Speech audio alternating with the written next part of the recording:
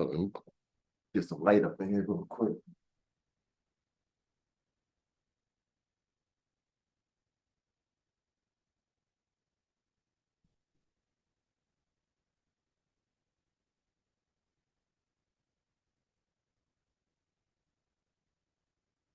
Shalom, shalom, shalom, y'all. Ooh, got shot. Shalom. Shalom, Deacon. Shalom, everyone. Hey, Shalom. hope everybody's doing well this morning. Shalom. Let me get to the mic real quick. Hey. Oh, hold up. Give me one.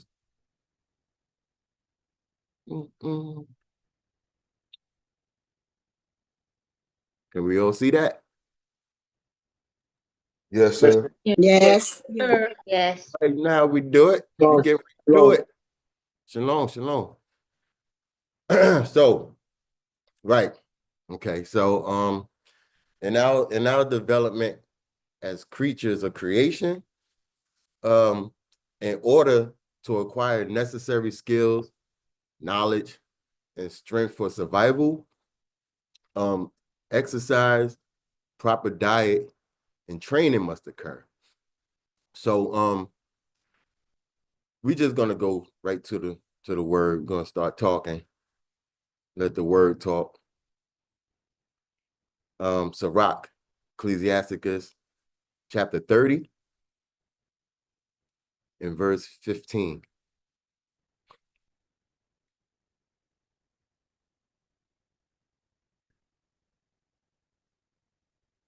So, health and a good estate of body above all gold, and a strong body above infinite wealth. Right? Genesis. Just some basic stuff. You know what I mean? The 1, verse 20 and 21.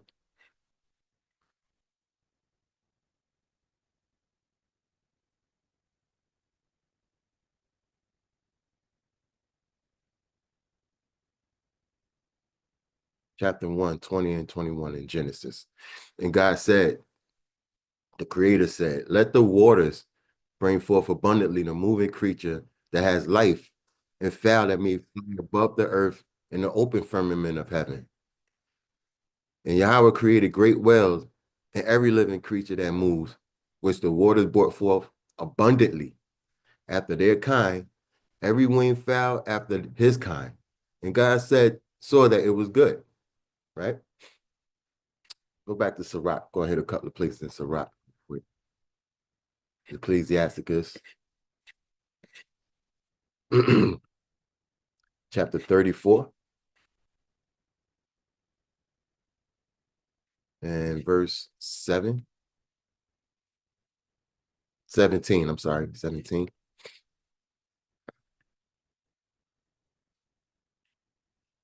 He raises up the soul, enlightens the understanding, the eyes. He gives health, life, and wisdom, knowledge and understanding. Stand Sirach, chapter 30, verse 25.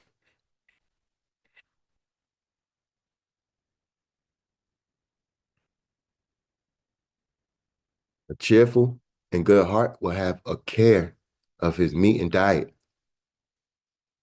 And we're going to hit one more spot on that note.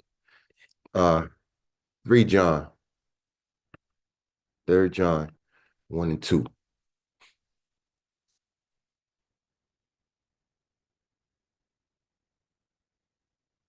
Ooh. So, beloved, promised ones, I wish above all things that thou mayest prosper and be in health, even as thy soul prospers. Such is also a requirement. Such is also a requirement for the development of our spiritual health, right? Same requirement for spiritual health. Go to 2 Timothy chapter 2, and of course, verse 15.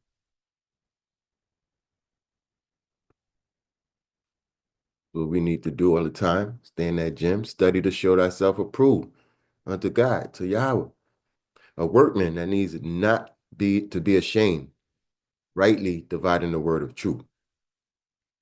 That exercise, right? Joshua.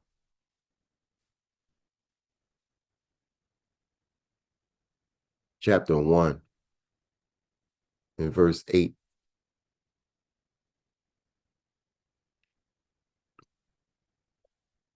This book of the law shall not depart out of thy mouth, but thou shalt meditate therein day and night, that thou mayest observe to do according to all that is written therein. For then thou shalt make thy way prosperous, and then thou shalt have good success. We in the gym, y'all. We in the gym. 1 Timothy chapter 4,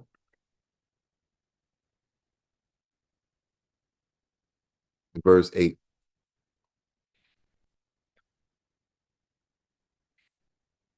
The reason is bodily exercise profits little, but godliness is profitable unto all things, having purpose of the life that now is and of that which is to come. Proverbs.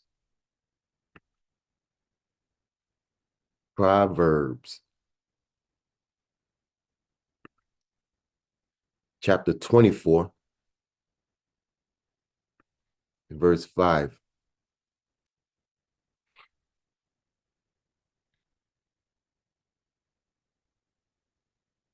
A wise man is strong. Yeah, a man of knowledge increases strength. This is evident with John. We can see that happening with John. Let's go to Luke.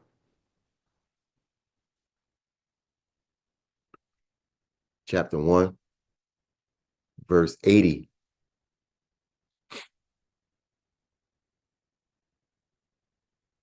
This thing want to crash so bad.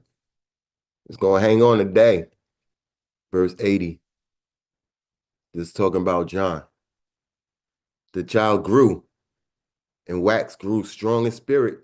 It was in the deserts till the day of his showing until the servants of Jehovah, as well as Yahushai. It shows with Yahushai as well. We can hit up Luke, stay in Luke, chapter 2, and verse 40. We're talking about Yahushai here. And the child grew and waxed strong in spirit, right? Filled with wisdom, and the grace of Yahweh was upon him. Let's hit up Colossians chapter 1, verse 9.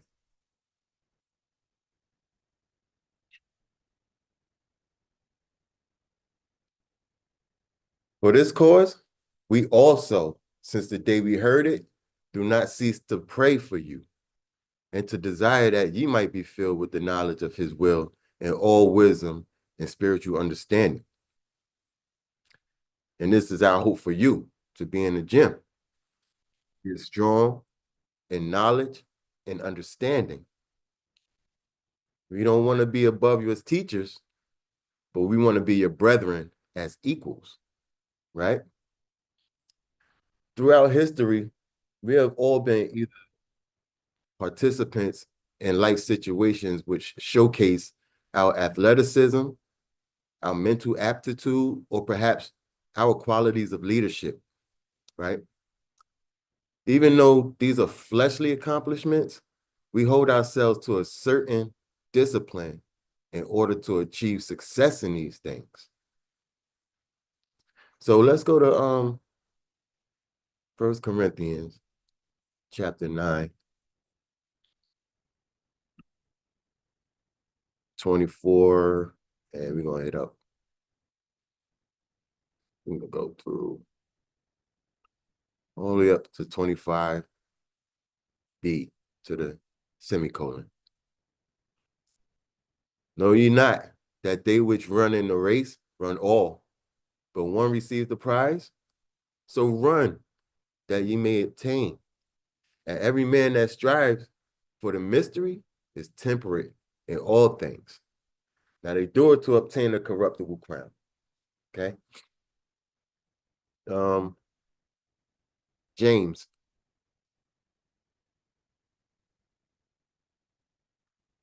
Just having a conversation, y'all, this morning. James chapter 1, verse 4. But let patience have her perfect work, that ye may be perfect and entire, wanting nothing. We have to endure trials, but that discipline helps us to keep focus, right? Let's go to 2 Timothy chapter 3, verse 17.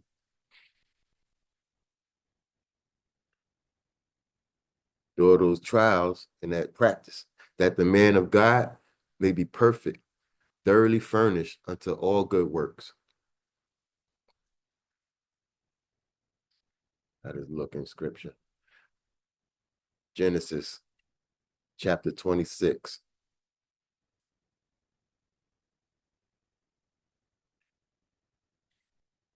Verse 13.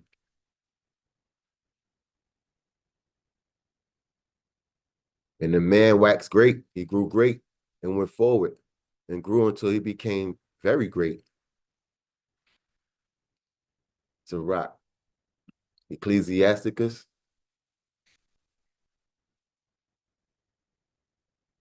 We're gonna hit up chapter 44,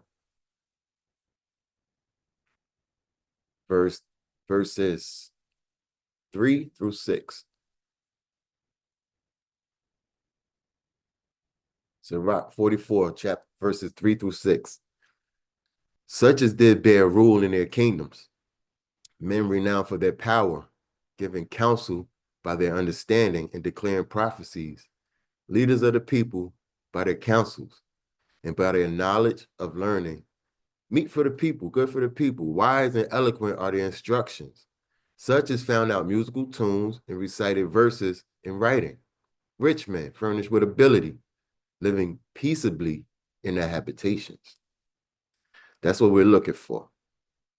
But you know what we're doing? We're going to point things out, because we all know what comes with the perception of success. And that is envy, bitter rivalry. Why is this? Well, Rebecca asked that question as well. She asked this in Genesis chapter 25. We want to know what's going on here, right? Verses 22 and 23.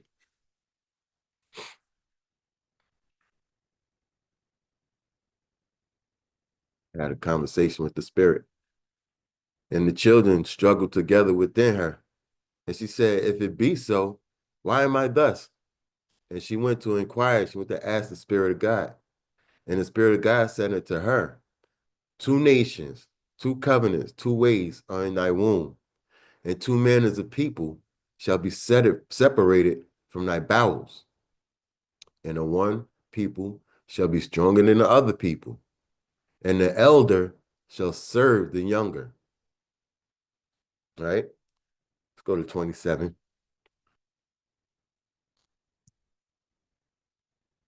And what's going on here?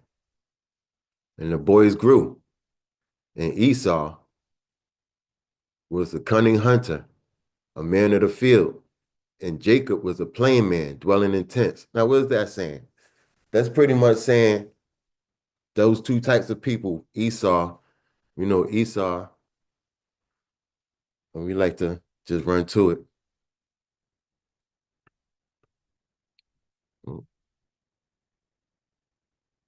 Hold on real quick.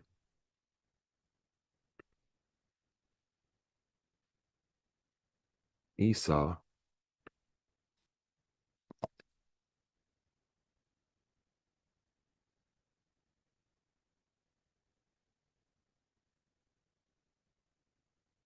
Esau is covered with sin, right? Jacob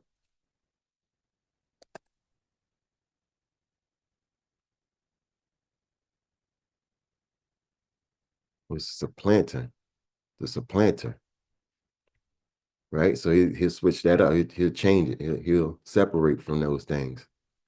He meditates. He gets things, right? What's cunning?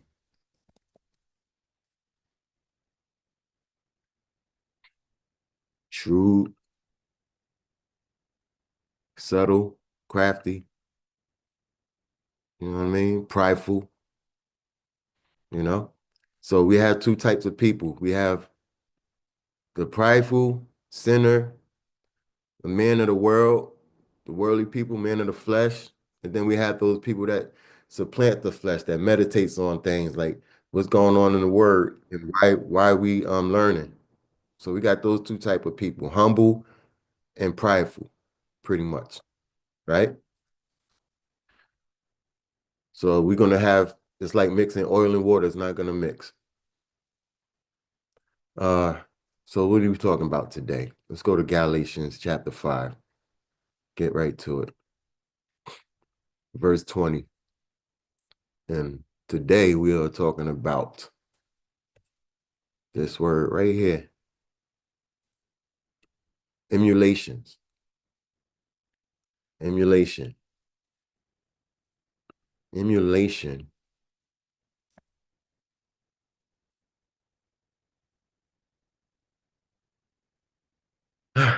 So we have jealousy, zeal, envy, right? Fiery, strife, rivalry. Rivalry. What's a rival? We're gonna be acting like it. Who are those type of people? A rival is a foe, enemy, adversary, opponent. So what's an enemy?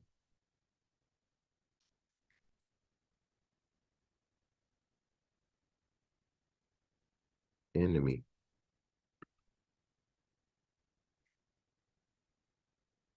Oh, these people loathe. They loathe people. They detest, abhor, despise, they disdain, they hate, right?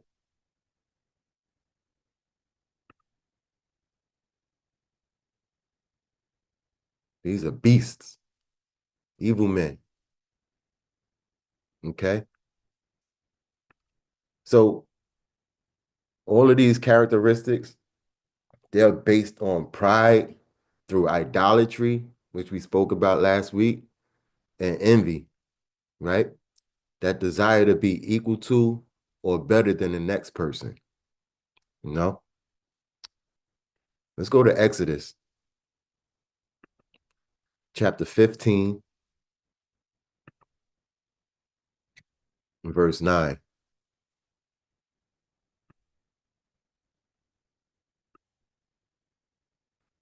The enemy, that rival, emulation looks like I will pursue, I will overtake, I will divide the spoil. My lust should be satisfied upon them. I will draw my sword, and my power shall destroy them. So you know that enemy gonna pursue, they're gonna overtake, they're gonna divide the spoil. Um, what's divide? What's that looking like? What are they doing here? Hmm? What are they doing here? Separating, scattered, you're scattering. Hmm. What are they doing here? Because that's how we do. You know, when you looking up, you know, when you doing your studies, we looking these words up, but we trying to dig deeper and deeper and deeper into these words so you could really understand what's going on in these verses. So a sword, they using a sword, right, to divide That's that weapon.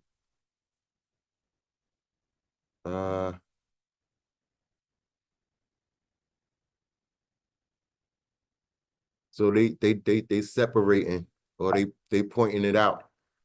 And what's that? The spoil. The spoil. Blemish, right? An error or condition. So what is this saying? They're gonna overtake, they're gonna separate the spoil, they're gonna point out your errors, point those things out in you. You know what I mean? Try to expose your weaknesses. And my lust will be satisfied. It's gonna be avenged, it's gonna be taken on them. They're gonna fulfill themselves by seeing your downfall, right? I will draw my sword, my weapon. My tongue is a weapon.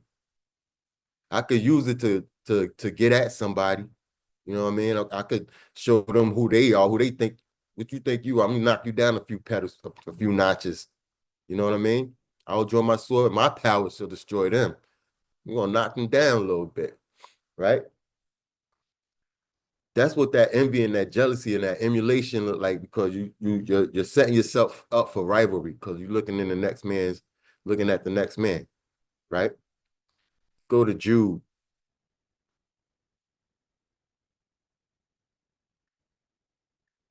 1, verse 8. Likewise,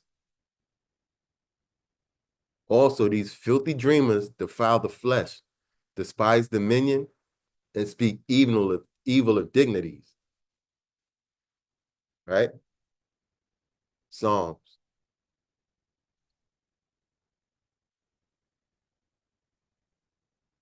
chapter 36, verse 2. Come on, you can do it. Just hold out for me for a little while. The reason is he flatters himself in his own understanding, his own eyes, until his iniquity be found to be hateful. He's starting to see the characteristics of that emulation. Sirach, Ecclesiasticus, chapter 14, verse 8.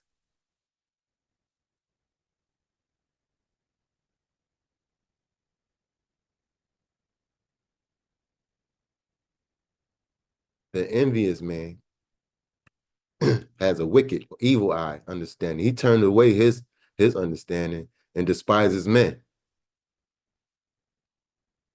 Amos, chapter 5, verse 10. Come on, man, you can do it. You can do it.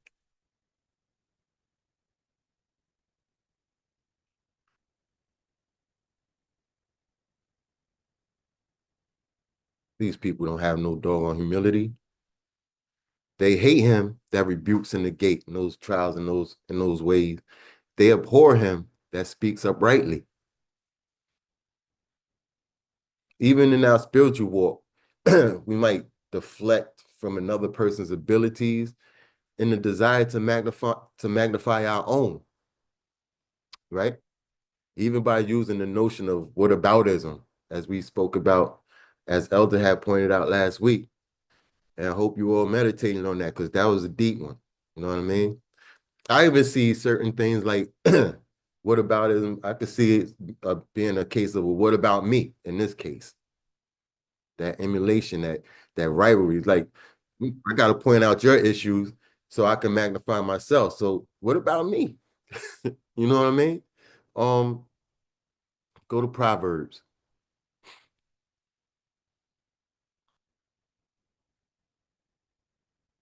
Proverbs, chapter 24, verse 9.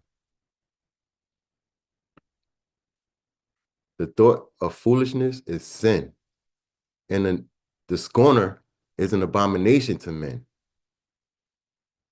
right? Because that's most hateful to us, for people to come at us when we just doing what we do.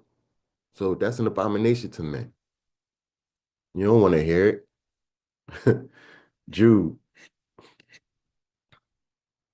1:10.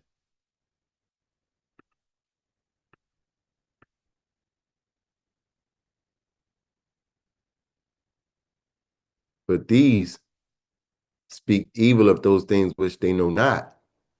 But what they know naturally is brute beasts. And those things, they corrupt themselves. So you're not taking no time to research what's going on. You just attack, attack, because you feel a type of way because it ain't you. You know? Numbers, chapter 12, verses 1 and 2.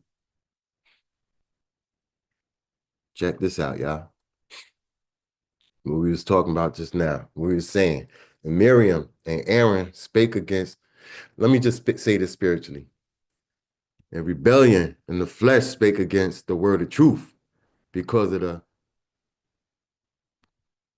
darkness, the error, the spirit of error that he might have joined himself to. Right? That's like you have a issue, a certain situation going on. So, but you can't speak about it because those people are gonna come at you and hit you for the errors that you might have. Right? So now you can't correct the person because they don't want to hear it coming from you. Like, what you got? Why you telling me this, bro? I ain't trying to hear it from you. You? And they said, had the Spirit of God indeed spoken by Moses by that word of truth? Has he not spoken also by us, by the flesh, by that rebellion in flesh? And the Spirit of God heard it. Now that's wild. That's wild. So has you got the nerve to come to me and try to correct me on something, or you trying to show your type of skill or what you got going on, and I could see your errors and your things that you got going on, your blemishes. I'm going to expose that, man. Shut you down a little bit. You talking, man. You ain't gonna one up me. No. Emulations, y'all. Jude,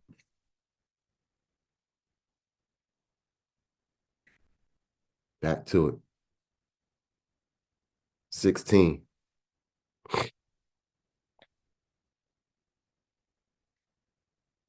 And we're gonna go to the semicolon real quick. A through C. These are murmurers, complainers, walking after their own lusts. As it was pointed out, these are the type of people that look at another one's faults in order to advance their own agendas, any way to discredit someone else for the purpose of their own gain. And I would like to ask you all to please refer back to Deacon Khalil's lesson that he had Tuesday that passed on the contentious woman. That lesson was fire. Fire. That thing had me shaking like that boy going in. Um, yeah, the spirit was talking that day. And that was very, very insightful. And I ask you all to please go back to it, refer to it, meditate on that, right? Because we're here to learn ourselves. It says, seek ye out of the book. So we got to learn ourselves, learn where we might be making mistakes so we could correct them, align ourselves with the spirit, you know? So, because through our own self-righteous will, we mistakenly put our judgment even before the judgment and the teachings of God, through doubt and the lack of faith. This is a big mistake, and this is also emulation. 2 Thessalonians chapter 2, verse 4. What we look like when we do that. We oppose and exhort ourselves above all that is God or all that is worshiped and respected, so that we, us, me, as God, sits in that temple of God, showing ourselves that we are God. Seek ye out this book. Don't point the finger. Look in the mirror. Romans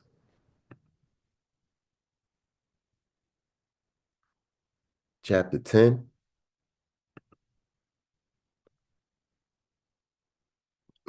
In verse 3. Romans 10 and 3.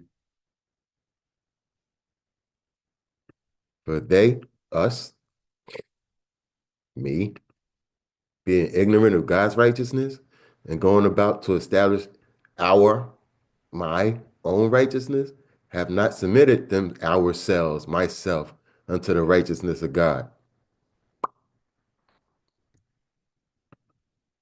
Daniel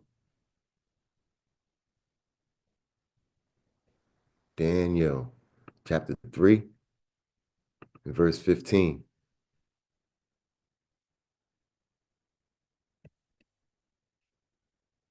This is what we look like when we rivaling ourselves with God. Now, if you be ready that what time you hear the sound of the cornet, flute, harp, sackbut, psaltery, and dulcimer, and all kinds of music, ye fall down and worship the image which I have made. You do that? Well, but if you worship not, you should be cast that same hour into the midst of a burning, fiery furnace, those emulations, that rivalry, that hatred. You're going to get it, all types of issues if you don't hear what I'm saying. And who is that God that shall deliver you out of my power? Emulation. You're rivaling yourself with God. I'm rivaling with God because I want you to see it my way. You hear what I'm saying. All types of music, all types of talk, all types of doctrine, all types of ways that I'm trying to show and get you to follow. That happens out the womb. When we're born, we're brought forth to serve a certain type of lifestyle, right? And these things are instilled in us, indoctrinated into us, right?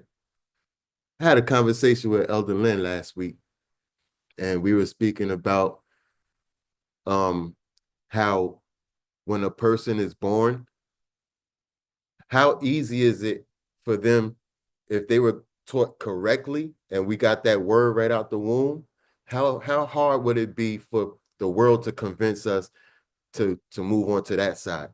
It's the same way now because we've been born into this world and we've been born into the ways of the world. So it's hard to separate from that. It's hard to see the spiritual side of things because we've been living so fleshly. We've been indoctrinated and brainwashed into the way we're living now. But had we gotten that word from our youth, like these kids are now, I seen that class Friday, man, and I was like, what? These kids off the hook. But if we was getting it like that from the beginning, from jump, it would be so hard for people to, all right, so if somebody talking about happy birthday, we'd be looking at them like they was crazy. That's how the world would look at a person. They come up with some happy birthday. But the world is flipped. It's not like that because we didn't learn like that. We didn't learn the spirit. We learned the flesh coming out. So now it's hard for us to understand what's going on in the spirit because we're so indoctrinated into the flesh. So now we rival God. It's emulation, y'all. Being evil beasts and putting ourselves on God's level, rivaling him. So being mouthpieces of God, we here at King James Bible University and the house of Jehovah, I don't want to be a lost sheep no more, Elder Johnson. I don't want to be a lost sheep no more. I want to be in the house of Jehovah, getting that tour, looking around like, yo, this is nice. This is nice. What's that, obedience right there? Okay, I can do that. Oh, what commandment is that one? That's nice. Can I sit on that? Yes, comfortable right here. Walk around that house. I want to be a house of Jehovah. But anyway, we have our own rivals, right? They're in those church buildings, as I speak to you now. They are online right now, leading people to death. These are our adversaries, our rivals. When we speak, they look at us with emulation because we are their rivals, right? We're a threat to them because this truth could kill a lot of those doctrines easily. One man could put 10,000 to flight. How about that? Let's go to 2 Peter.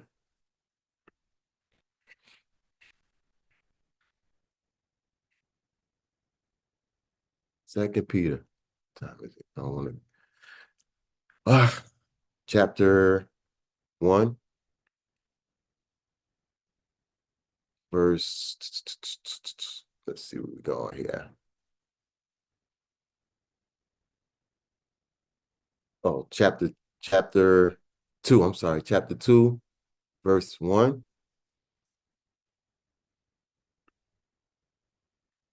First of all, because there are false prophets also among the people, even as there shall be false teachers among you, who privately shall bring in damnable heresies, right? False doctrine, even denying the creator that brought them, and bring upon themselves swift destruction, right? Go to 10.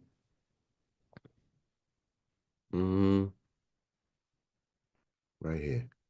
That's what we need. Presumptuous are they, self-willed. They are not afraid to speak evil of dignities. And we're going to hit from 12 down to 19. I'm going to just read. I'm not going to highlight because this thing is small. But these, as natural brute beasts, made to be taken and destroyed, speak evil of the things that they understand not, and shall utterly perish in their own corruption, and shall receive the reward of unrighteousness, as they that count it pleasure to riot in the daytime. Spots they are, blemishes, sporting themselves with their own deceivings while they learn with you, having understandings full of adultery, and cannot cease from sin, beguiling, lying to, or coaxing, or being cunning and crafty towards unstable souls, a desire they have exercised with covetous practices, cursed children, which have forsaken the right way and are gone astray, following the way of Balaam. Those remember we talked about them as well. Those like Pharisees, those false prophets, those hypocrites, the servant of Basar, who loved the wages of unrighteousness, but was rebuked for his iniquity. The dumbass speaking with the man's voice forbade the madness of the prophet. Right? These are wells without water, pits without knowledge, clouds, witnesses that are carried with a tempest, with a spirit, that spirit of whom the mist of darkness, confusion is reserved forever. For when they speak great swelling words of vanity, they allure through the lust of the flesh. So they coaxed you in, right? Trying to give you smooth words through the lust of the flesh, through much wantonness. Those that were clean escape from them who live in error. Now, we're going to go up to this part. While they promise them liberty, they themselves are servants of corruption. They are our enemies, and especially the enemies of Jehovah. Okay? We automatically become enemies of God, showing we even despise him when we cast doubt on his wisdom to bring us through any situation, thus becoming self-reliant. Like when you're self-reliant, you're not looking onto to wisdom on how to get out of certain situations. You're not looking at it to guide us through adversity. We're looking to our own devices, how we can get out of it our own selves, right? Let's go to 2 Timothy chapter 3, verse 2.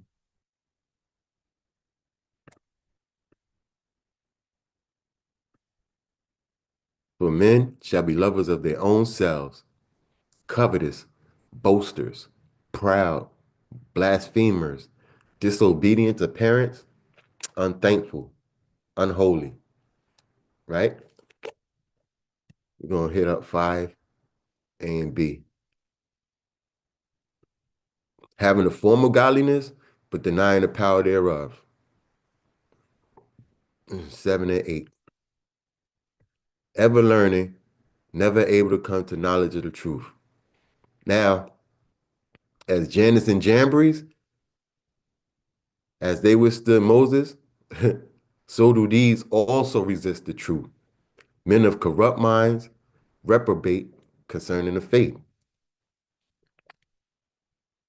Excuse me. Now, sometimes on this walk to align ourselves with the commandments and the statutes of the Most High God, we may see the next man gaining by nefarious means, right? However, we shouldn't even consider trying to one up someone or be on that level through dishonesty or shadiness. In essence, having the same zeal as those individuals in order to keep up with the Joneses, right? So we don't want to be looking at somebody else and trying to do what they do and trying to keep up with them by doing shady acts. We learn bad behavior, right? Let's go to Proverbs chapter 24.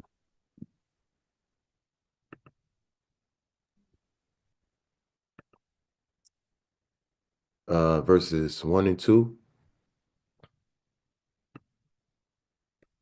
Be not envious. Be not thou envious against evil men, neither desire to be with them. The reason is their desire studies destruction, and their lips talk of mischief. That's their ways, their joinings, they're joining their doctrines, right? So 19 and 20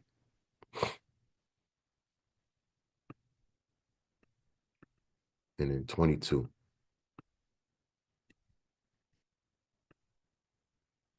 Fret not thyself after because of evil men, neither be thou envious at the wicked, for there shall be no reward to the evil man. The candle of the wicked shall be put out. It's temporal. It's not gonna last. It's good things gonna last, bro. Bad things ain't. It's just not gonna work. For their calamity shall rise suddenly, and who knows the ruin of them both, right? Again, I'm gonna ask y'all to get to that study to Deacon Khalil's lesson on the contentious woman, right? It's a lot going on in there. I was gonna change up what I was gonna speak about today because I had it, started it at the point that he did his lesson. I like, oh man, he killing it right now. He killing it. And so I was gonna switch it up, but that spirit was like, no, keep going. This is my word. I got 1,000 ways to say it. Bring it out. Say what you're gonna say. So I stuck with it, and here we are. Okay. Um, although these are but a few examples of rivalry, hatefulness, envy, covetousness, under the umbrella of pride, emulations, we've come once again to the question, why fast? Simple. As we study the laws of God and his commandments, which will align us with his spirit, Jehovah, we learn to abstain from such things as emulation. It is essential for us to stay in the gym, stay in this book, study to show ourselves approved, right? So that we may understand his statutes and learn the importance of obedience to those statutes. To keep us out of a lot of trouble, y'all, go to Deuteronomy chapter 10, and the two verses we're going to hit up in here is 12 and 13. And now, servants of Jehovah, what doeth the Spirit of God thy guide require of thee, but to desire the Spirit of God thy guide, to live in all his ways, to promise him, to serve the Spirit of God thy guide with all thy desire and with all thy soul. What does he require? To keep the commandments of the Spirit of God and his statutes, which I command thee this day for thy good. What does he require? Obedience, one. But if you messing up, this is what he requires as well. Jeremiah chapter 3, 13. Always a good place to start when you're speaking to God. This is where you start. Don't have the audacity to come to him with dirt on your hands without showing it to him first. You got to show him your hands. Only acknowledge your iniquities. Acknowledge those things that you've done, those acts of wicked thoughts acted out, that thou hast forgotten and transgressed against the Spirit of thy guide, and hast scattered thy ways to the strangers under every green tree, under every little thing that you saw fit, and have not obeyed my voice, says the Spirit of God. Deuteronomy chapter 30, verses 1 through 4.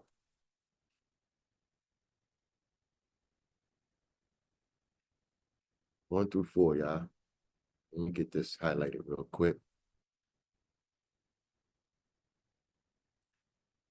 1 through 4, because we be feeling like, that we've gone so far in what we've done that there's no way back. And you could get discouraged in your walks because we feel like I've done so much in my life. I've done so many things that are so dirty, so detestable. I know God ain't going to accept me. But listen, this is his word, okay? Little encouragement. It shall come to pass when all these things are come upon thee, the blessing and the curse, which I have set before thee, and thou shalt call them to mind, among all the nations, you're in all of those thoughts and all those ways, whether the Spirit of God had driven thee, because he's doing it for our proving. We're in these ways of thinking, but we have to do the work to come out of that. So we got to understand this is God telling you, check this out, and shall return unto the Spirit of thy guide, and shall obey his voice according to all that I command thee this day, thou and thy children with all your desire and with all your soul. Check this out. That then the Spirit of your God will turn thy captivity. He's going to look at you. He's going to have compassion upon you. And he's going to return and gather you. He's going to get you together.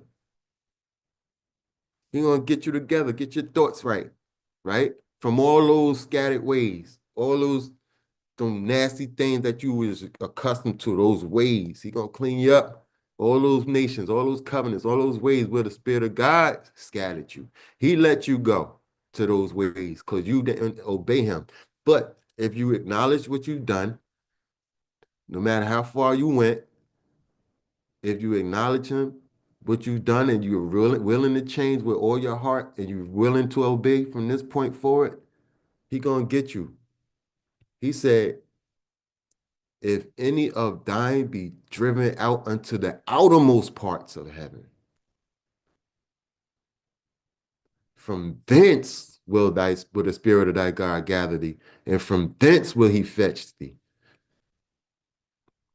So don't think you've gone too far. You can't go further than heaven. And he's saying from the outermost parts of heaven, from the furthest reaches of your mind, from the furthest reaches of your bowels, from the furthest reaches of the depths of what you've done, he gonna get you. He walked in hell. He walked in and picked you up out of that. So don't ever think that you've gone too far, that you can't talk to the Lord and acknowledge what you've done and come back from that.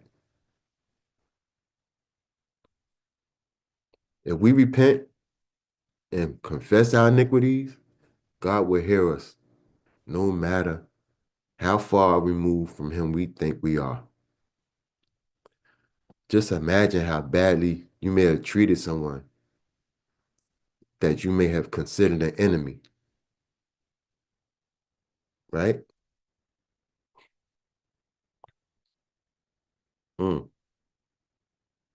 Leviticus, y'all, chapter 19, verse 18.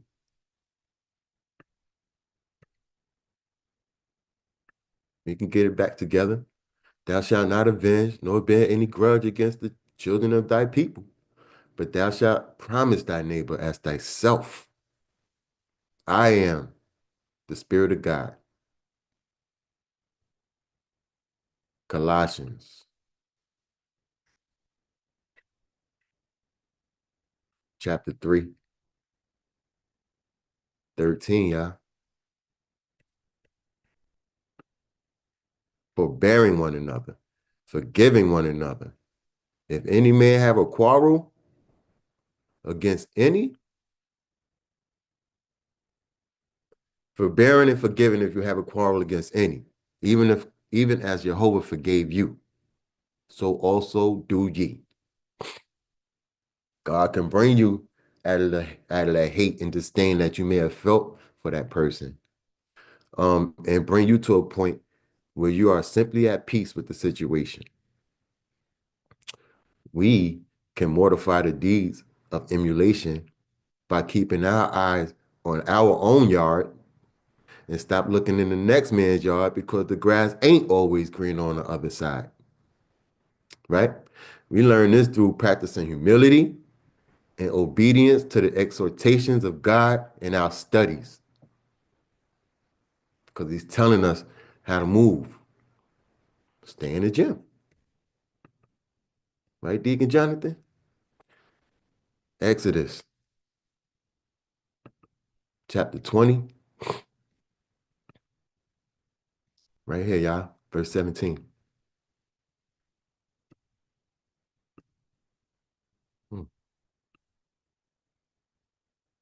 Excuse me. Thou shalt not covet thy neighbor's house. Thou shalt not covet thy neighbor's wife, nor his manservant, nor his maidservant, nor his service, nor his burdens, nor anything that is thy neighbor's. Stop looking at the next man, seeing how you and seeing what you could get out of it.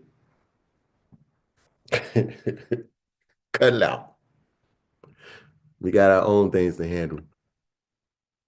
Stay in the gym, y'all. Galatians, chapter 5. Chapter 5, verse 26. Let us not be desirous of vainglory, that worthless power, provoking one another, envying one another. We ain't got to do that. Stay away from that. Psalms.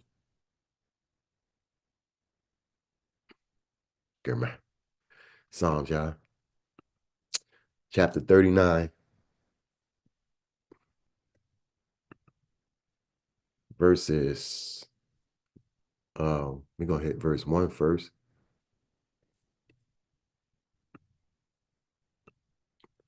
I said, I will take heed to my ways, that I sin not with my tongue, with my custom, my traditions, my ways. I will keep my mouth with a bridle, with restraint, while the wicked is in my presence. Right? I'm gonna hold it down. Just do what I got to do. I'm gonna hit up 5 through 7 as well in this verse, in this chapter. Remember, thou hast made my days as the handbreadth, and my age is as nothing before thee. Truly, every man at his best state is altogether vanity. Think about that. Selah. Meditate on that. Meditate on this. We are here but a blip. Stop worrying about what the next man got and worry about your walk. Surely every man walks in a vain shoe. Surely they are disquieted in vain. He heaps up riches and know not who shall gather them. And now, Lord, what wait I for? My hope is in thee. Eternal things, not temporal things. Right? Elder always saying, yo, when you go, them people rubbing their hands like Birdman. They like, oh, what he gonna leave me? And you never know how they're gonna treat your establishment, your estate. So your estate should be in heaven. That's where your treasure should be. Not here. All right. We only here but a blip. We only a handbreadth away. And so many of us may have witnessed someone's downfall. Someone we probably once perceived as rivals or enemies. Instead of getting satisfaction from their demise, we should always show compassion because that is their personal walk. And we never know what God has in store for that person. Right? So let's go to Proverbs chapter 24. We're going to hit up verses 17 and 18. No distraction. 17 and 18. Said, rejoice not when thy enemy falls, and let not thy desire be glad when he stumble. Else the Spirit of God see it, and it displeases him, and he turn away his wrath from him. Who you think you're going to turn it towards? Gotta be careful. Sirach, Ecclesiasticus. Let me see. Chapter 18, verses 13 and 14.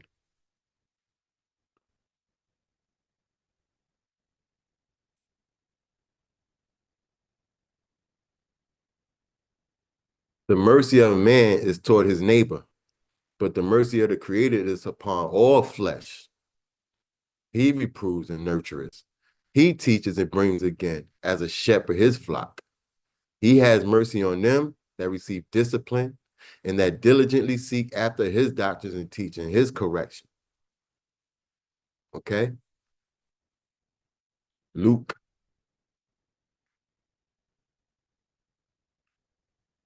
chapter 6, verse 36.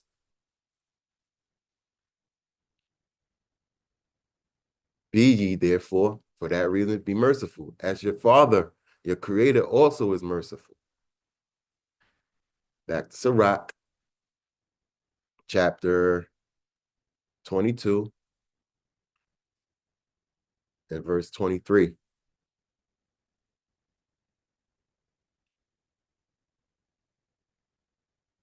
Be faithful to your neighbor in his poverty, that thou mayest rejoice in his prosperity.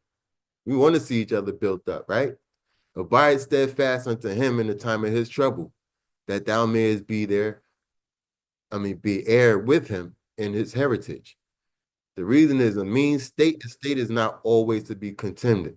It's not also always to be admired, nor the rich that is the foolish to be had in admiration. Okay? For a mean estate is not always to be contemned, nor the rich that is foolish to be had in admiration. So we're not holding to those ways. We're not looking up to those things. But we do want to see our brothers prosper, and we've got to hold them down when they're falling. Show compassion for each other. We ain't rivals, man. We're on this level together. Psalms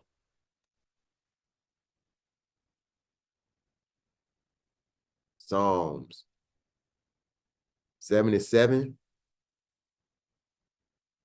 77, 77, 77, verse 9. Check this out. This one you meditate. Has God forgotten to be gracious? Hath he in anger shut up his tender mercies? Selah. Meditate on that. As much as we have been enemies of God, he didn't leave us hanging.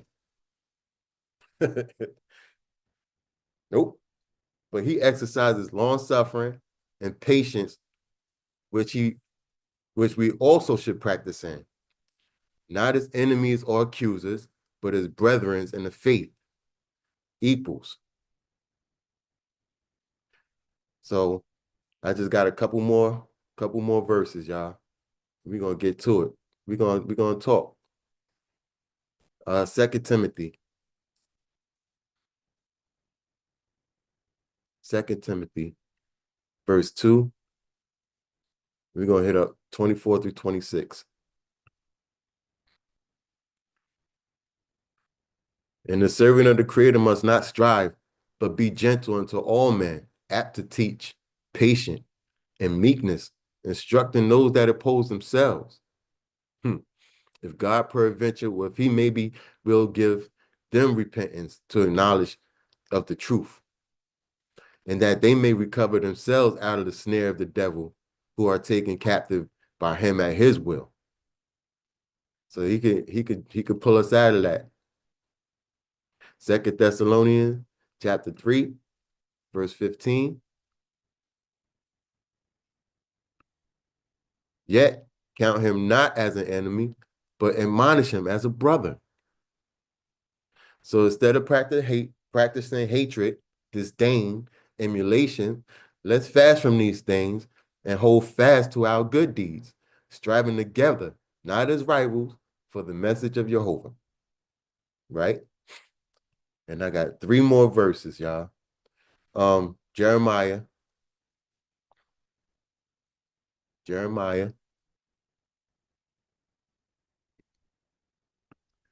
chapter 9, verse 24. But let him glory in this, that he understands and knows me, Spirit of God talking, that I am the Spirit of God, which exercise loving kindness, doctrines and teaching, and righteousness in the earth. For in these things I delight, says the Spirit of God. Tobit.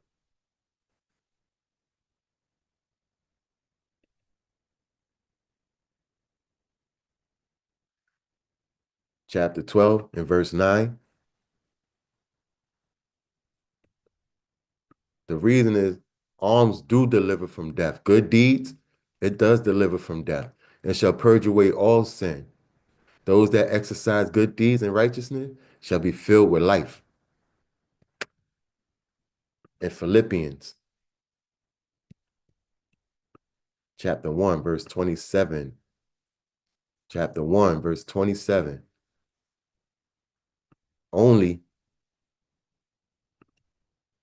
let your conversation be as it becomes the message of Jehovah, that whether I come see you or else be absent, I may hear of your affairs, that you stand fast in one spirit, with one mind, striving together for the faith of the message, of the talk, of the teaching, of the warnings, of the admonishments, of the exhortations, right? So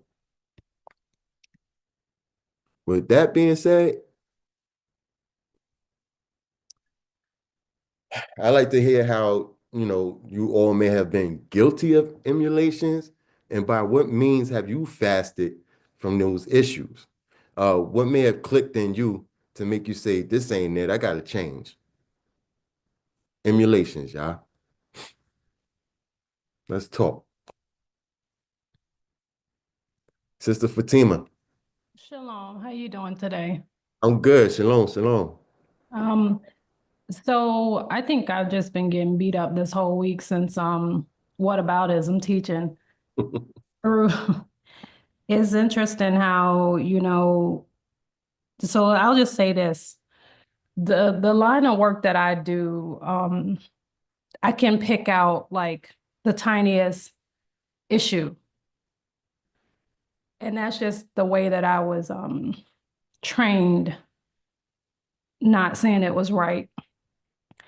And so I believe what happened was, what I'm starting to see is I carried some of that over here in the spirit.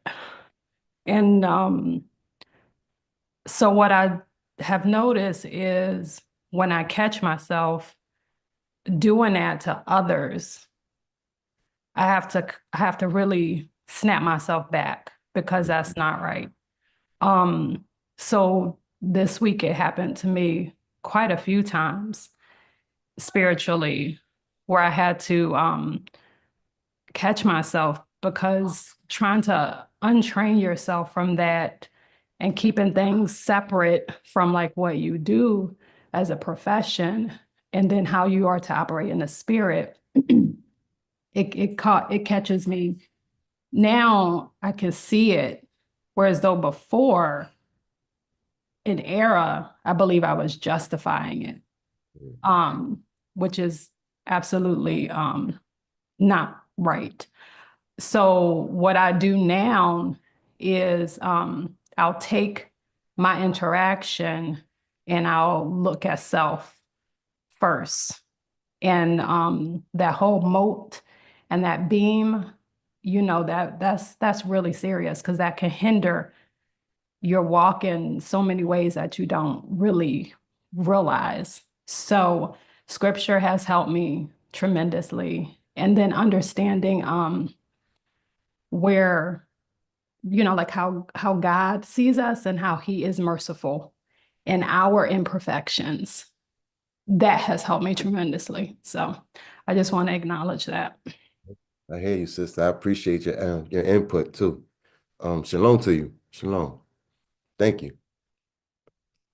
Brother and Sister Wooten.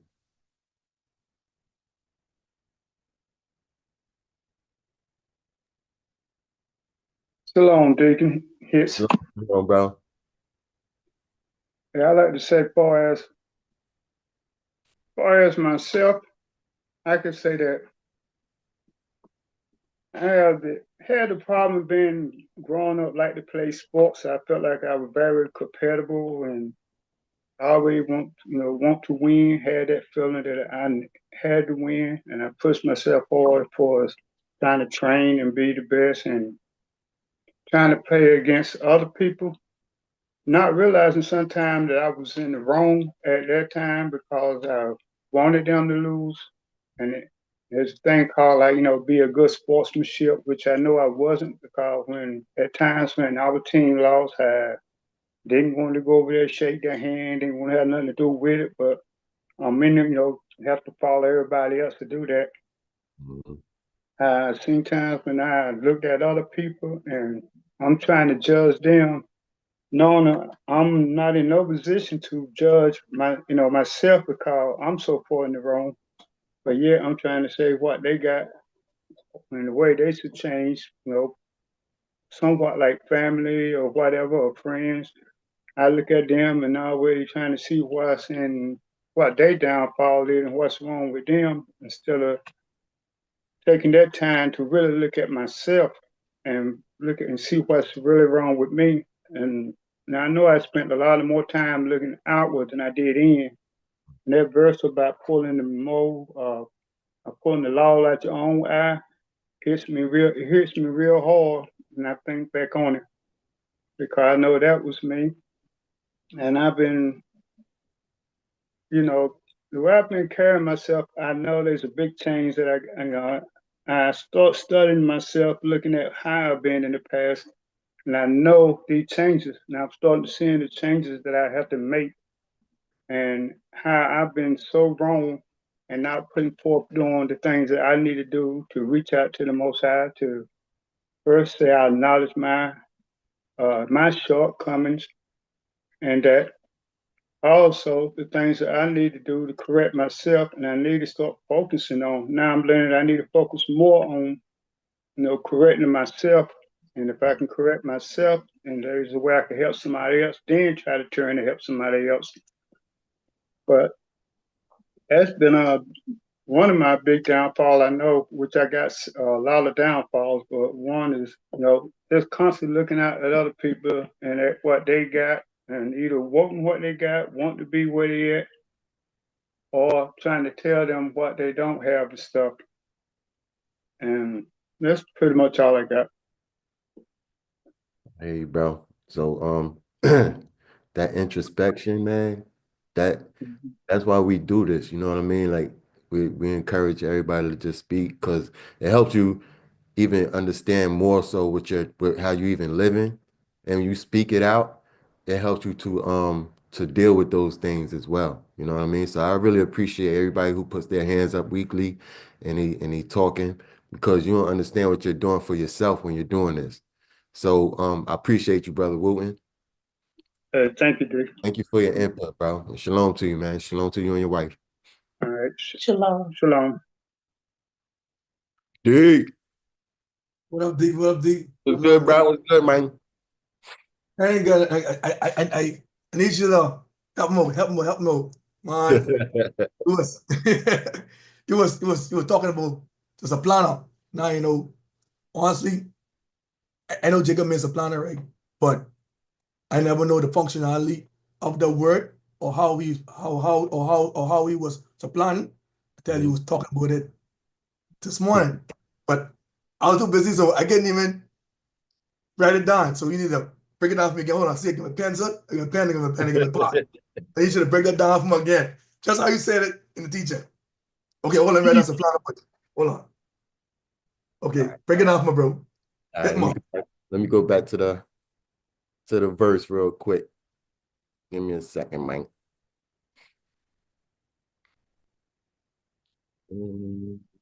So about supplanting. All right, that was shit books again. Genesis 5:27.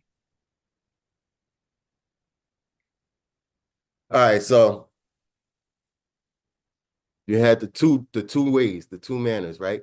Esau. We had Esau.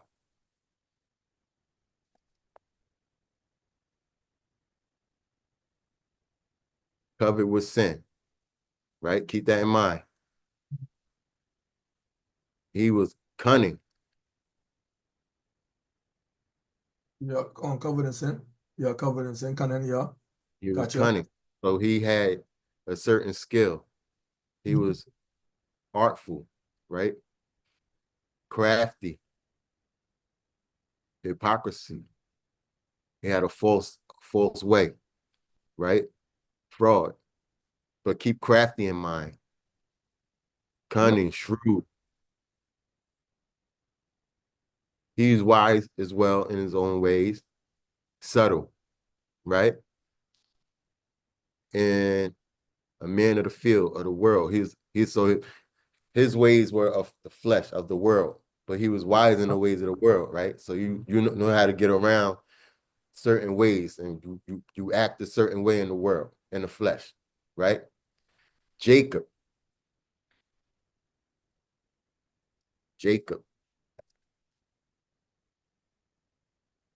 He was the supplanter. What's a supplanter?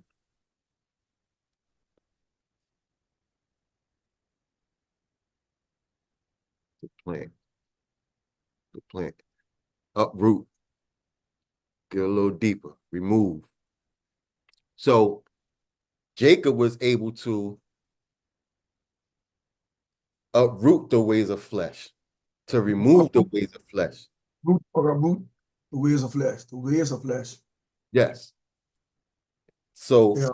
he can understand the spirit. So Understand the spirit. The spirit. Yeah. Wait a minute.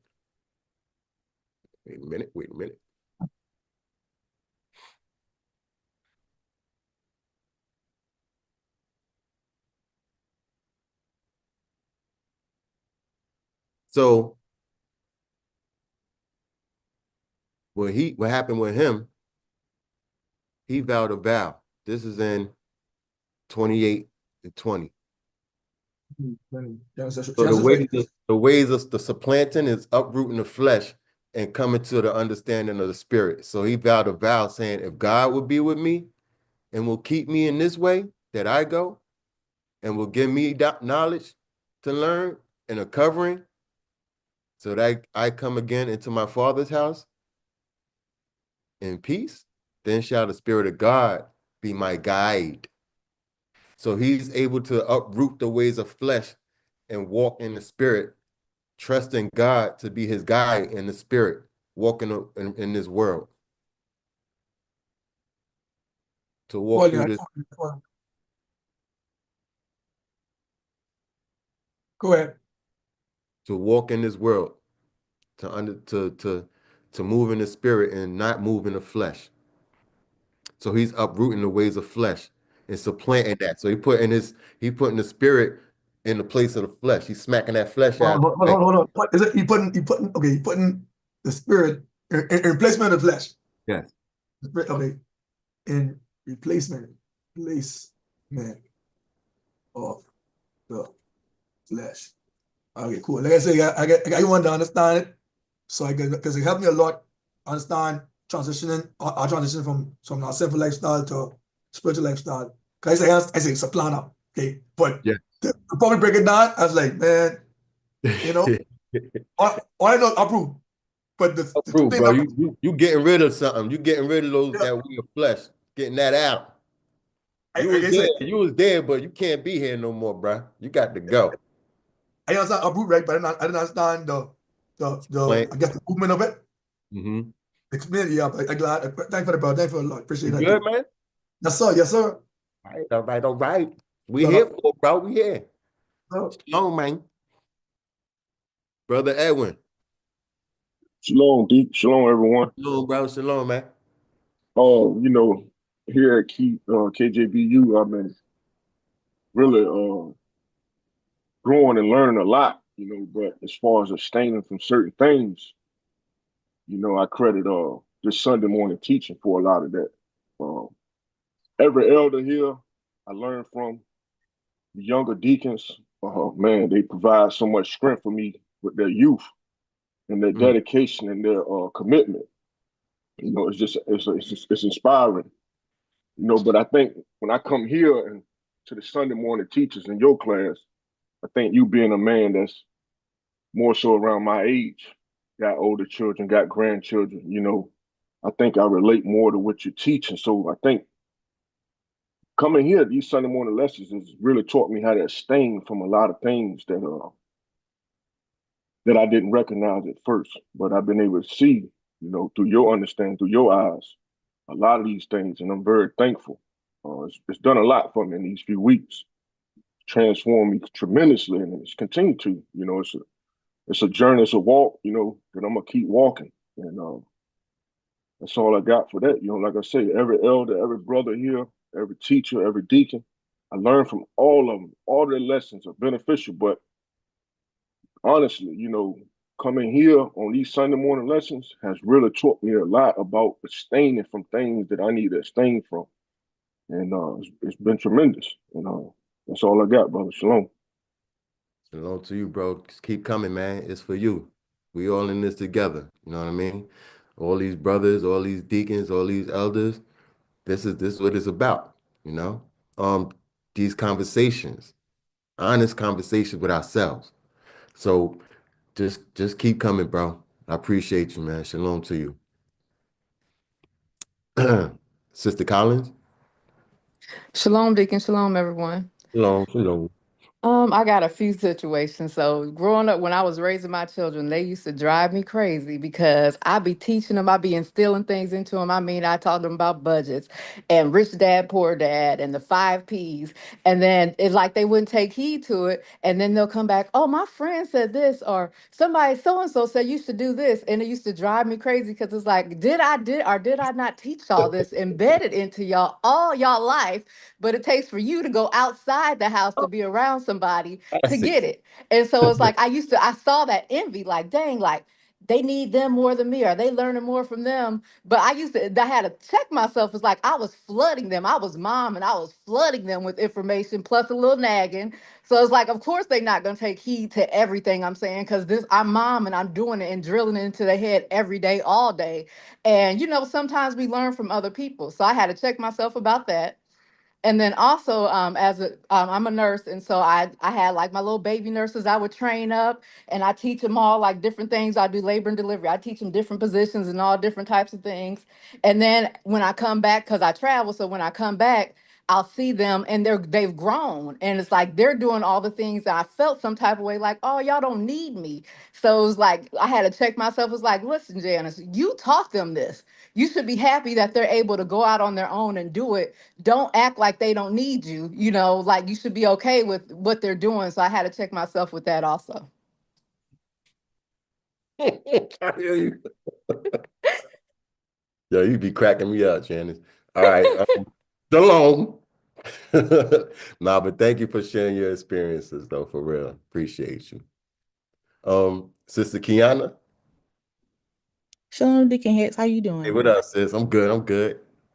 So, like I've always like compared myself with other people, and I allowed that to be a breeding ground for the emulation, the envy, the pride, and the strife. Like anytime I spoke with or saw anyone that was like prettier than me, more knowledgeable than me, more talented than me, I created this wall to like to the point where I wouldn't even be able to receive any like counsel or advice or learn anything from those people because I'm too busy thinking about how much better someone is than me and not listening or hearing anything that that they say or anything. So now like I would like just focus on making myself equal to or better than them in some way, shape, or form to comfort my own insecurity and to be noticed. And like now I like work in a place where all of that stuff is so potent. Like I work in a beauty department in a retail environment. So that in itself with a whole bunch of women. So that in itself is just a mess. But I that environment, if all that stuff flourished like weeds, and like there have been times where I allowed those like weeds, those things to choke me and falling into those same ways of others that I'm surrounded by and dimming my own light. And like just like Sister Fatima said, I carried this over into my spiritual walk, and I've allowed this emulation to hinder my spiritual growth when I notice someone more knowledgeable than me or with far more spiritual insight that I have or more wisdom, I be in want of that myself or comparing my walk with someone else's. So now, instead of allowing that work to manifest, allowing that emulation to make manifest, I cut it off at the root. When that if that thought even come into my head, I cut it off at the root, and I actually learn from those people instead of being envious or something, or I learn from whatever I'm hearing or whatever I'm seeing, and not just spiritually, but when I go out to work and stuff like that, so that it doesn't take root, and I can see where I lack, like notice where I lack, and instead of putting myself down or being insecure about it, actually listening to other people when I get something wrong, actually listening when someone else gets it right and seeing how they do it so that if I go through that same thing again or get asked the question or whatever, that can strengthen me spiritually instead of looking at it in another way that prevents me from growing spiritually. And yeah, that's pretty much all I had. I hear you. That's that introspection again. We doing it, y'all. And that you're practicing humility. And that's very important in our walk. So keep it up. Keep learning. Keep looking into yourself. You know what I mean? I appreciate you, sis. Shalom to you. Shalom to you. Dude. Hey, Shalom Deek, Shalom Deek. Shalom, bro. What's good, bro? Yeah, man, it's going all right. It's going all right. How about you? I'm all right. I'm all right. Just stretching it out a little bit, Yes, sir. Okay, so it's gonna be two things on mine because one is a question because basically I'm trying to make sure that something that I'm doing isn't like envy in disguise, if that makes sense. So Well, like, is it does it still pertain to envy if like let's say that you know it's somebody that is more knowledgeable and is stronger than you, but you you respect that though, to where it's not to where like you trying to be a respecter of persons type deal, but like you that's something that's kind of like motivating, if that makes sense. To Yeah. where like, okay, I want to be in this way so that I can do what I have to do. Is that still envy? I Because know that's aspiration. aspiration, okay, Yeah. because that's something that I was doing, but then I'm like, okay, well, I don't want to do something to where I'm thinking it's something that's right and that's not what I'm supposed to be doing because I'm still looking at somebody else and what they can do. Oh, I but was we can all be an inspiration to each other, bro. okay, You know what I mean? So that's nowhere near. You're showing humility in that, actually.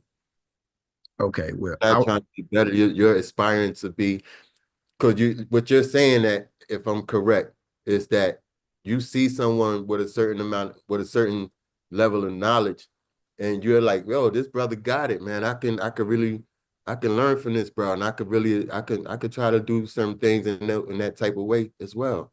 I'm seeing how they working, and maybe I could do it a certain way like that as well. That's cool, but you're not trying to. It's not like you're trying to put yourself past that person or you're trying to be better than that person. It's just that you're actually understanding what that person is doing. yes, and that's it. It's because in my own mind, it's like Nah, bro. I don't even think at the end of the day, everybody's unique. So I don't sit there and oh well I'm gonna do exactly what because that don't make no sense. All I could do is do what I'm able to do and then grow stronger in that. But I still didn't want it to be something to where okay now I'm trying to like copy them or something of that okay, so that was the first part. So that's out the way. But I'm gonna tell you this real quick before I don't want to break up your train of thought. However, I see a bunch of y'all, Deacon Sampson, Jonathan, James, Smith, you, the elders. I look up to all of y'all. You know what I mean? I don't there's nothing wrong with that, bro. And I see the way y'all teach. And and again, when I was explaining about when you did your lessons Tuesday, I was about to scrap what I had today, but it wasn't out of jealousy. It was just out of dang. I think he covered everything. I think he did it. You know what I mean? But again, the spirit was like, bro, this is me, man. I'm eternal. There's a million more ways to say this. So proceed. So that's what that was. So I refer people back to what your lesson was. That's why I did that. Go ahead, man. I'm sorry. No, you good. No, and I totally get it because like no, I get it. But when it comes to like, okay, now looking at the emulation and everything and like abstaining from that and everything, I recently like really realized that I was having an issue with holding grudges. And that was like to where basically it was this weird mindset to where it was like I would go through something and I would feel like somebody would like wrong me in a certain type of way, but then I would get so mad about it to where I wouldn't let it go. But then I'm sitting here, I'll go to work, I'll do everything, I'll push it out of my mind. But the moment we start talking about whoever I felt like did it, I'm getting mad pressed in my mind. I'm like, okay, with this, and to where I could see myself starting to like it starts to boil over. But then it was something that happened. I was sitting there studying and then it hit me. I'm like, bro, I ain't supposed to be doing that at all.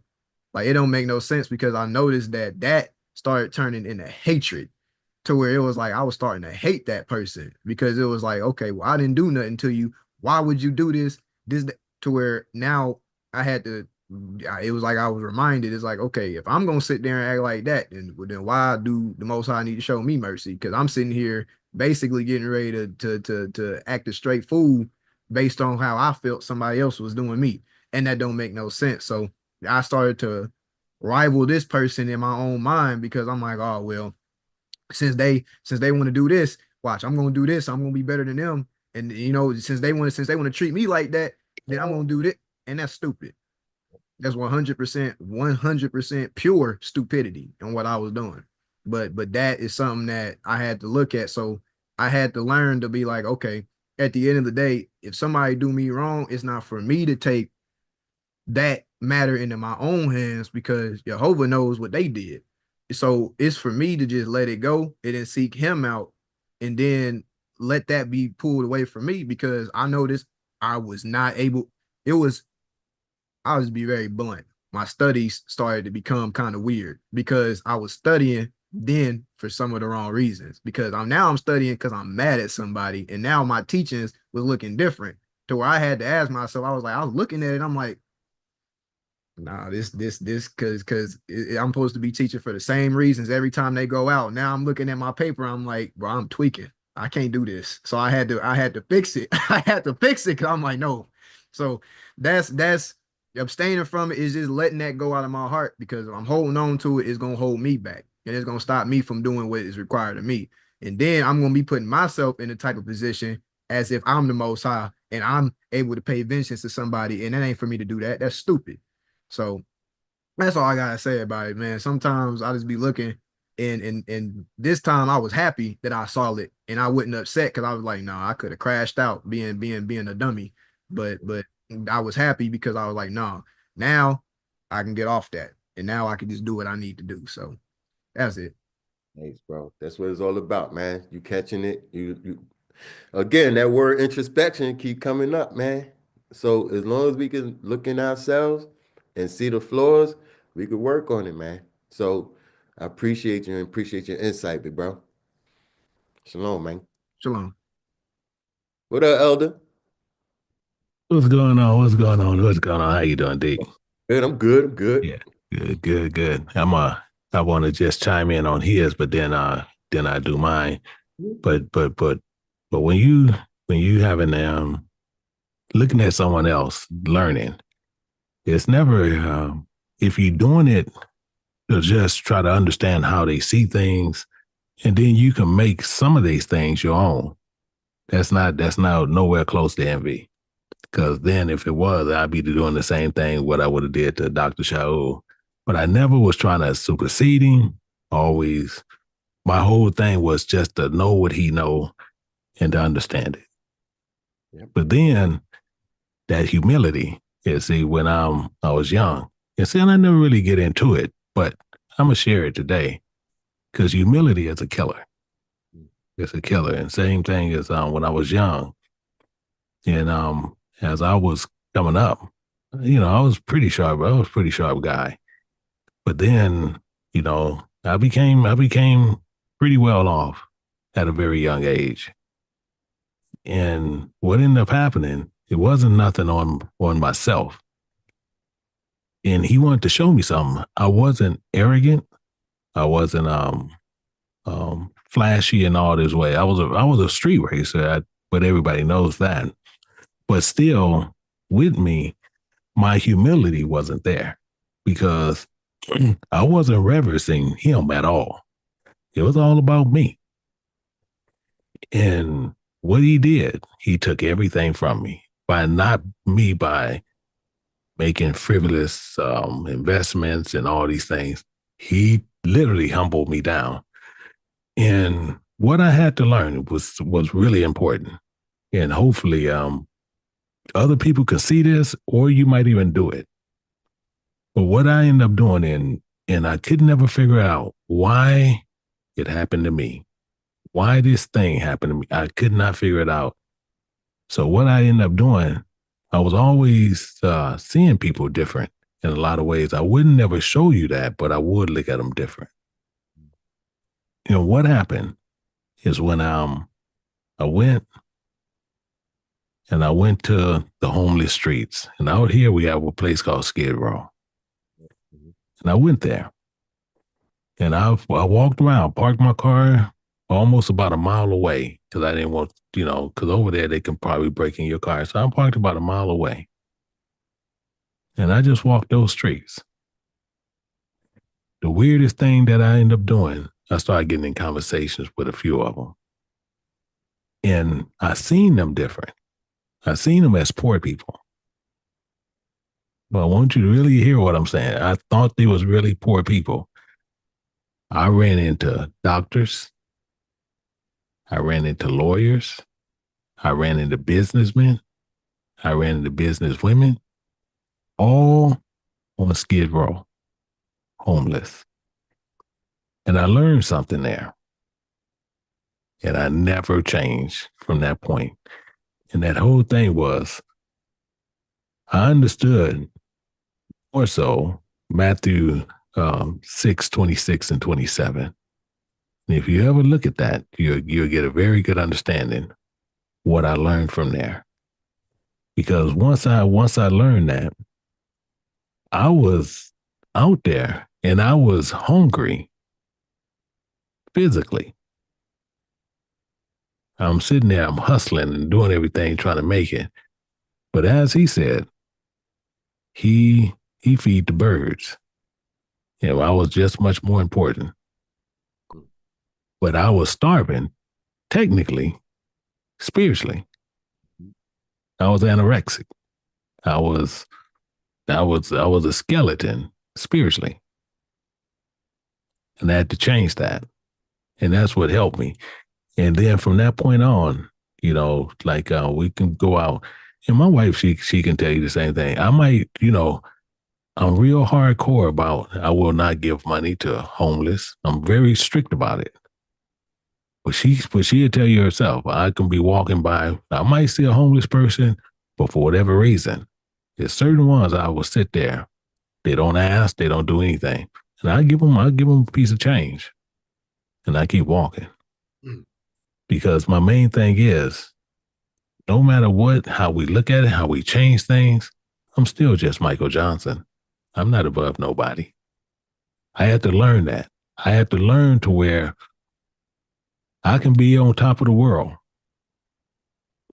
but he'll humble you quick to where you can see that the only difference between me and that homeless person is determination and what we seeking to do.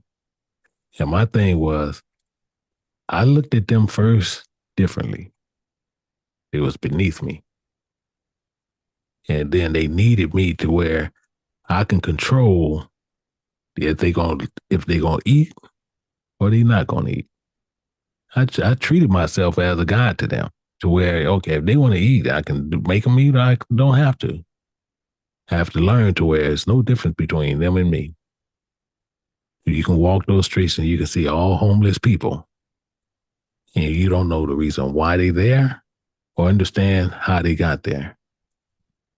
But you have to understand one thing: if with God, nobody is above nobody else. And that took a lot for me to learn. And then from that point on is where he changed my life. But most of us, we have to really just look at that. And hopefully many of us will look at homeless people different. Because we don't know why they're there. And that's why he said we had the poor with us always. We don't know why they're there. But it's not for us to judge why they're there or to sit there to try to have rule over them in some type of way.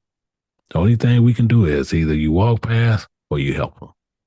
But don't sit there and try to discriminate against them. That's all I have. I appreciate that, Elder. That's very true. Because you know, like we was discussing, bro. You never know what that person's walk is. You know what I mean? So we cannot assume.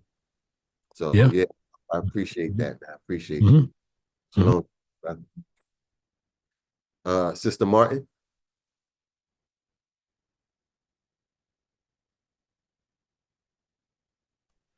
Oh, sorry. Can you hear me now? Shalom. Yeah. Like what? What you saying? I know I keep clicking all these roll buttons. Let me tell you, you are hilarious. I thought I'm funny, but you funny. But listen, I'm gonna go ahead and take this beating because I've been taking one all week. Um, so you had went to a scripture, Proverbs 24:29, correct? Is that correct? I believe so. Let me go back to it real quick. See if I recognize it. Talking about y'all. Proverbs 24:29. 24:29. Mm, mm.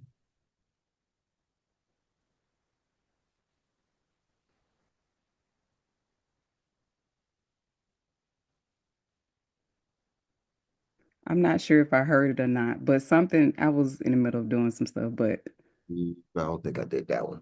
okay, so listen, you said something and that popped in my head because I read it this week, right? And it brought it brought me back to remembrance of my behavior. Um, which is I would like say, if someone have wronged me or if I felt as if someone has wronged me, right? I would treat them the way that they treated me Mm. in a sense of I wouldn't speak to them. I'll be very cold, very cold. Um, so I thought that was something that, I kind of let me just say came to remembrance, right? I was at work and a young a young lady, I know for sure she don't really like the way I move, and that's fine. I'm okay with that. Um, but I know I can't act the way someone act towards me. And I read that scripture that morning before I went into work and it hit me. So I immediately caught myself. So when I seen the young lady, I was like, "Oh, hey, good morning. How are you?" Because I'm like, "Oh goodness, if I don't act right, then I'm gonna get a whooping." And I don't want a whooping by Jehovah, but I've been getting whoopings now, so I'm gonna take them and I'm gonna comply. Because I definitely don't want to be defiant. But Recognize, recognize I know, right? it. I'm like, I don't want to be defiant at all. But yeah, that's my experience that I had through the week, and then the whataboutism, it's just been some really good teachings that been brought forth that are really making you um look deep look deep within yourself to identify things that you may have thought that you don't do, but it comes up and he will show you. So when he shows you, it's all about what would you do, moving forward. So that's kind of what I'm gathering. When it does come, you need to act immediately and do what you are required to do when you're walking with him, right? You can't be like anybody else. You're set apart. So yeah, I want to, throw out my little accountability. Well, we're in that house. So you gotta wipe your feet off when you step in your house, take them shoes off. All So right. good. You good. Thank you, sister. Hello. No. Sister Devin. Shalom, Deacon. How are you? Hello, sis. I'm good. I'm good. Thank you. I have to second Sister Martin. You are hilarious. I actually have a confession. Uh-oh. I kind of used your little, I'm in the sisters chat on Telegram, and I kind of used your shalom, y'all. And I said in my Deacon Hicks voice. So, I carry you with me often. So anyway, I appreciate your humor. You know what? I gotta just be honest. There's not really a lesson that from whoever, whether it's a deacon or an elder, that doesn't go out that I don't find myself in it. And so I am constantly in physical therapy. I told you I've been like in the surgery room and physical therapy. And there's always moments every single day to correct the behavior, how I choose to respond and remaining in humility, um, really being patient, acting in love, all of those fruits of the spirit. And I mean, for real, not just saying it, oh, Galatians 5, really, really walking in those fruits of the spirit is every day there's going to be a situation that will present itself for me to do that. And coming into my identity and who I am in the spirit and remaining in that at all times. I can't be one way at home or one way at work and one way in KJBU. Like, if God is bringing us out of the mud, out of the dirt, then this is who we are, and emerging as that person and remaining as that person. So for me, it's every day, and I think being in a relationship, your significant other, you want to know who you are really as a person, be in a relationship because you see all of yourself, in that individual and how you respond with that individual. So I am not going to babble. I'm just going to say that it is a beautiful walk. It's a painful walk, but it's a beautiful walk. And I'm here for the race. I want to hear that at the end. Yeah, thank you for acknowledging that. I appreciate that. Shalom to you, sister. Yo, brother Tremaine, what's up, bro? Shalom, Deacon. Shalom, bro. How you Shalom. doing? I'm good, man. Shalom, everybody. How you holding up, man? Sir? How you holding up? I'm holding up, brother. I feel kind of harsh, so that's why I sound kind of strange. Bro. Yes, sir. But just wanted to add that that envy is real. And like when I growing up, I pretty much had everything I ever needed. But the problem was I was never satisfied because I was always comparing myself to classmates, cousins, people that I just saw what I perceived to have more. And it would just bother me. And so I'm always pressing my parents like I want this, I want that. And not that I wanted it, but it was just because somebody else had it. Like when I was in school, high school, middle school, Eastlands, there's some shoes called Eastlands. They were real popular back then. And so my mama just refused to pay $100 for a pair of shoes. So she bought me some Kangos. And I liked the shoes that I had, boots. And I would get compliments on them. Like, man, I like your shoes, Tremaine. And I never thought people were being sincere because I'm like, man, he got Eastlands on and he talking about he like my shoes. And so, but what happened is I brought that same spirit into my adulthood. And so, growing as I became an adult, bought a house. And I was in such a rush to get it because I seen other people getting houses. And or a bigger house rather. I already had one, but I wanted something bigger because other people they're building up nice neighborhoods, people moving into them. And I was satisfied with what I had, but because I saw other people moving, I wanted to move too. And so then the big thing was I always wanted a Cadillac. And I had a friend, real close friend, we're still good friends today. And he went and bought a Cadillac.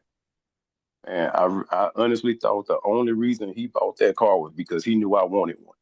And I got so mad at him when he bought that Cadillac that I went and put myself in a financial strain and went and bought me one too. And then I bought it used. And what happened, several years ago, Houston flooded real bad. And I ended up buying a car from them, not knowing it was a flood car, so I bought a lemon. And so, and it put me in a financial situation, and I ended up having to file bankruptcy behind it because I went and bought a house that I couldn't afford. I went and bought a car that was a limit that I couldn't get rid of. Eventually, I did get rid of it, but by that time, I was in financial ruin, and it was all because that envious spirit was just on me. And I'm trying to keep up, as they say, with the Joneses. I want what everybody else got, and I never really saw it from a spiritual aspect. I'm thinking like I had to file bankruptcy because it was poor financial management. And it hit me one day. I was listening in on one of Deacon Khalil teachings, and he was talking about envy. And during the teaching, he was kind of condemning himself and just speaking on, his journey and the things that he'd been through. And he wasn't speaking on nothing financially, but as he was speaking on it, man, it just hit me like a ton of bricks. I was like, man, that's me. Like that's why I'm in the situation I'm in because I had such an evil heart and I was never satisfied with what I had. And it's kind of like in the movies where like they do the flashback scenes. And so I'm just kind of seeing everything replay in my head, like from the time I was a child all the way up to that moment. And I was like, man, I never realized I was carrying such that evil, envious spirit. Like I never saw it like that. And so it just made me feel so bad, kind of like I had pity on myself then, which is not no better. And it just weighed on me because it was the first time that I ever really saw myself in that light, and it bothered me so much. And so now, you know, since that time, I've just been really trying to practice humility and just kill that spirit every chance that every time I feel something rising up in me, like, nah, man, like can't do it because I see the results of what that gets you, you know, spiritually and financially. And so, and I won't babble on, but yeah, that's the gist of what I was just getting at. Just realizing it was a hard look, you know, the first time that I really saw myself in that light, it was hard to look at. You know, it's crazy. But that what you just described was appetite. Yes, sir. And we just, you know, we just had that lesson yesterday. Yes, sir. So, I mean, it's gonna come. You're gonna get hit. You're gonna get spanked, you know. So you recognizing these things is a beautiful thing. And we're moving again. We're moving spiritually here. You know what I'm saying? So everything, take it as a lesson. Like you said, you understand what those issues were. But again, yo, go back to the lesson yesterday. Meditate on Elder's lesson. Because what you But just most described definitely. was definitely appetite. Yes, sir. Definitely. But yeah, I appreciate you, bro. I appreciate it. For sure. Shalom. Shalom to you, man. Sister Eva. Shalom, shalom. Hello. I'll be taking notes when you be doing your thing, and one that so I have a different topic, but it's your topic. You said, why do we fast? So I never really was clear on that. I got a lot of information in the past month or so, and I'm learning. Um, One of the things that we don't fast on the Sabbath. And so like why do I fast? I know that it says that we don't bring our burdens on the Sabbath. And so when I fast, I'm fasting for something I want, right? Is that am I on the right track? When we fasting, Yeah, we're we're fast. actually abstaining from certain things. Like we don't want to be doing certain things. So we come to God humbly wanting him to help us, right? You always, yes, we going to hold up. Let me see. Actually, I'm gonna bring up the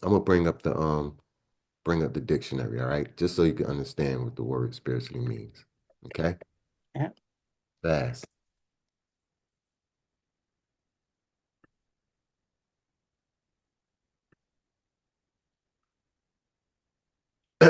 So fast is abstaining, refraining, denying, mortifying. So actually, on the Sabbath, we're abstaining from the world. We're abstaining from works of the flesh. We're refraining ourselves from certain situations, right? Mm-hmm. We're denying the flesh. We're mortifying the deeds of the flesh. Mm-hmm. So you absolutely could fast, right? We're being proven. So we're being prepared, right? Because Mm-hmm. we're walking through this wilderness. So it's a walk through, but don't touch. It's a look, but don't touch. You're Mm. fasting, you're staying away from things on this spiritual journey that we have, right? Okay. So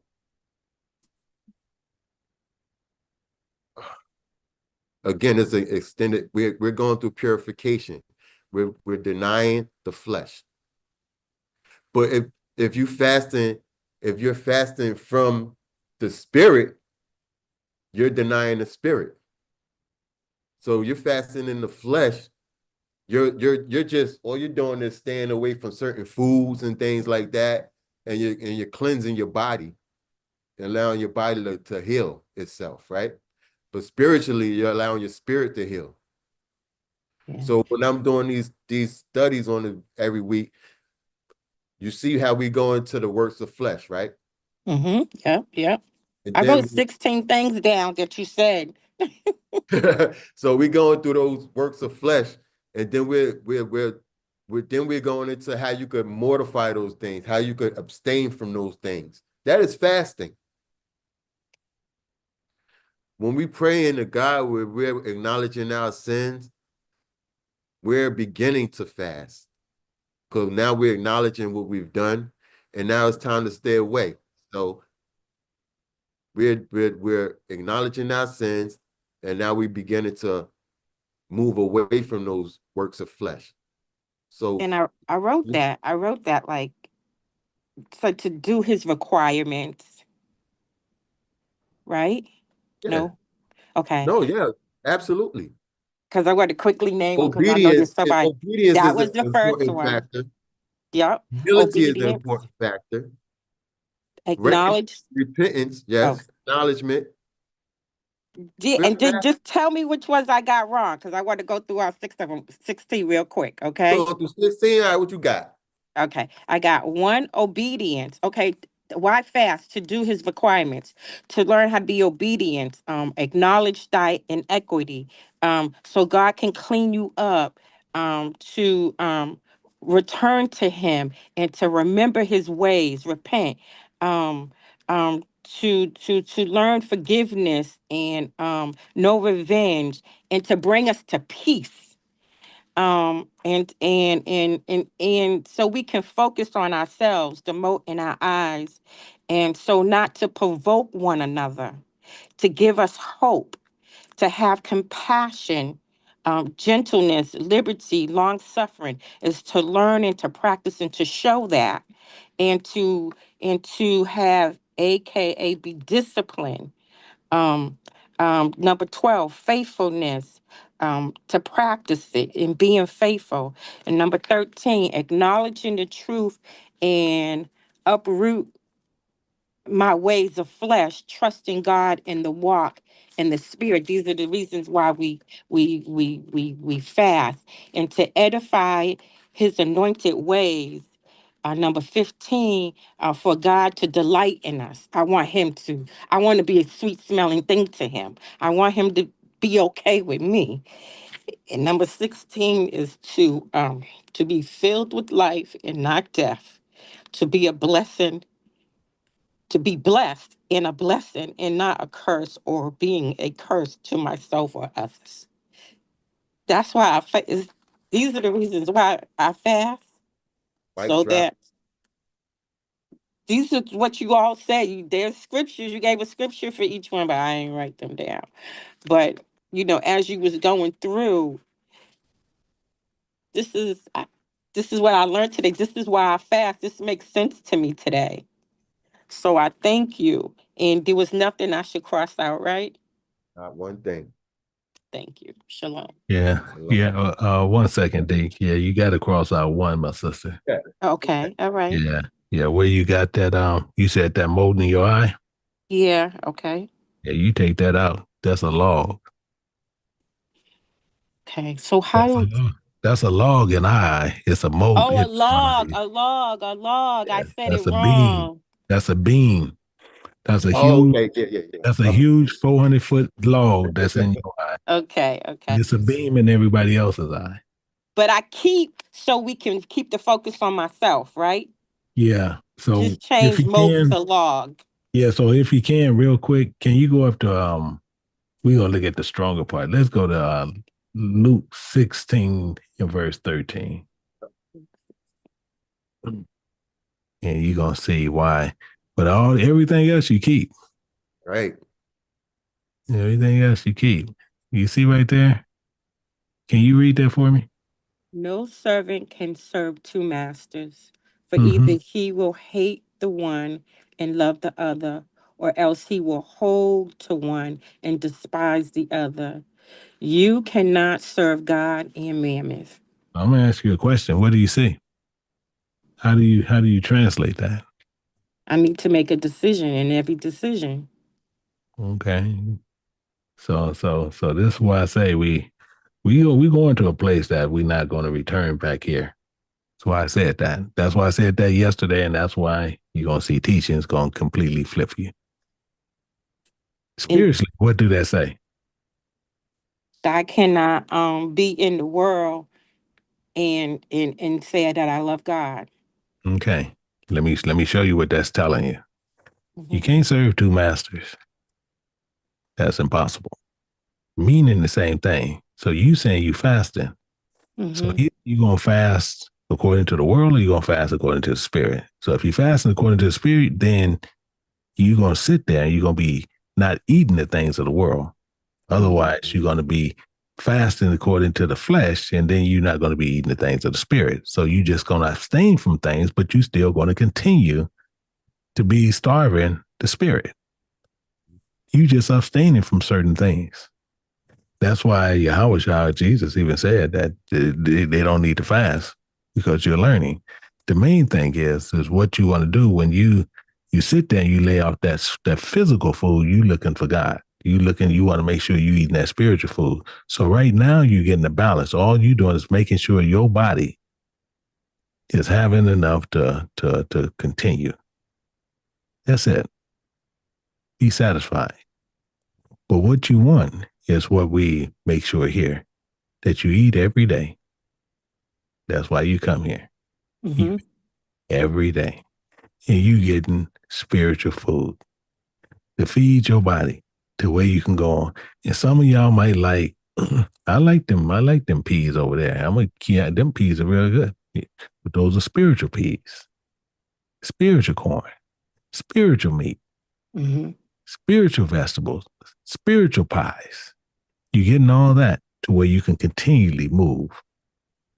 But then this is where the issue is. Now he presses this almost much as I do. He has that y'all meditate. He do it almost like clockwork. But a lot of people don't meditate. What you doing is, have you ever seen a cow out there, he'll pick up some hay and he chew on it, look like for 14 hours. Yeah. Okay. He's meditating. Same identical thing. You know how many people just get there and chew it up, swallow it, and then they move on to the next thing. That's what most people do. They don't meditate on it. They just eat it. Then you say, did you meditate on last week then? No. I just moved on. That's why I say I'm very upfront, because I'm going to say it again right now. I'm going to say it again. Yeah, but I know a lot of people are going to change the way they say stuff. That's why I really don't say it, because people will just react to make sure they just can hide themselves. But personally, the ones who don't meditate, personally, I care not for them to even be here, because they're a waste of time to me. And I'm very upfront about that. I'm talking about they don't meditate on last week's lessons and to where they can understand to see how things work spiritually. They have no business to even be here, because it's a waste of time. It's a waste of my time. It's a waste of God's time. It's a waste of everybody's time, because you're only here just to be here. Every time, if you in someone's lesson, someone you can learn from. Mm-hmm. And then it's something they're going to say, and you're going to meditate on it. Because if they said something that was profound to you, you should sit there and meditate and see how you can structure that in your life to either get rid of it or ways you can enhance it in your life. But just to hear something and walk away, No purpose. that's a harlot. You see, it equates back to a harlot. Wham, bam, thank you, ma'am, you move on. Yeah. That's what that is. But all what you wrote down is good, and you're a worker. You're a worker. You're a worker. So I give you your credit. Can I say one more thing?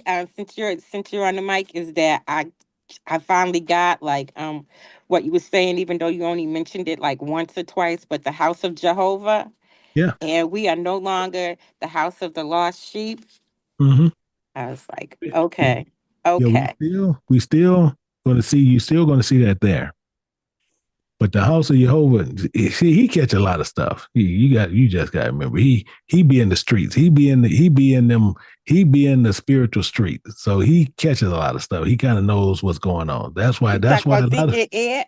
yeah, Deacon, yeah, I'm talking about Deacon Ed. He kind of he in the spiritual street. So he hear things. He knows things, what's going on. So he knows what's going on around.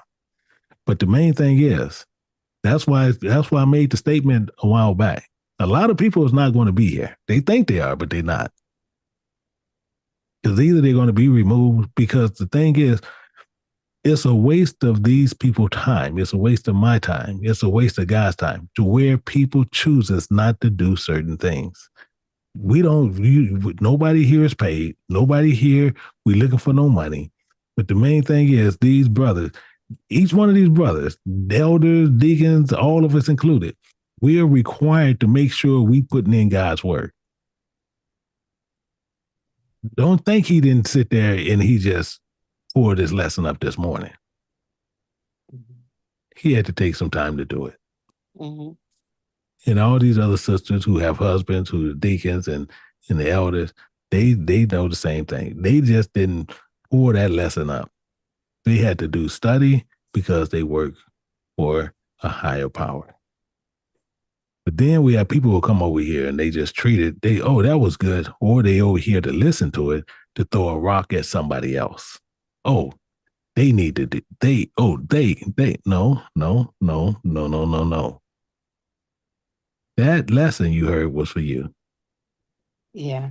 The same thing that I said earlier.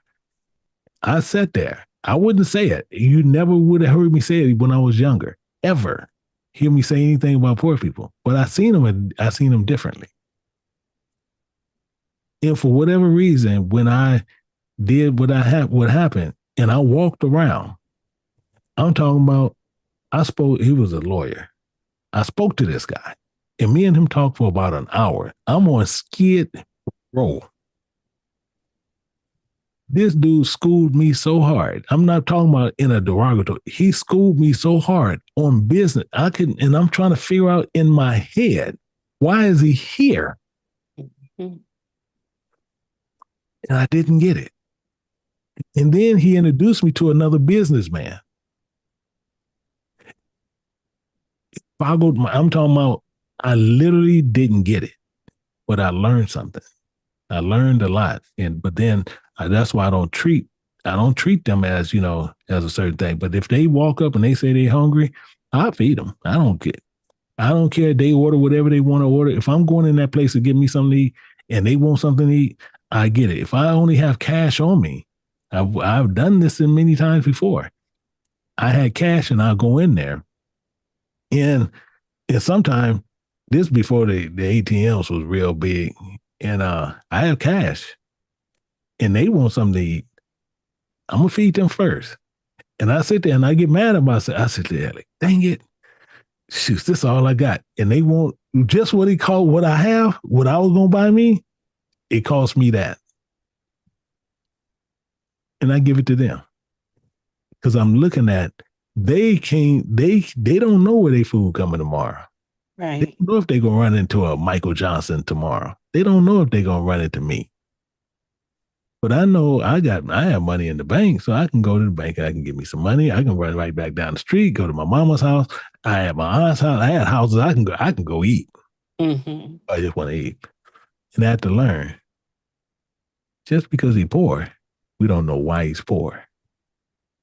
We don't know why he can't eat. But that thing is temporal.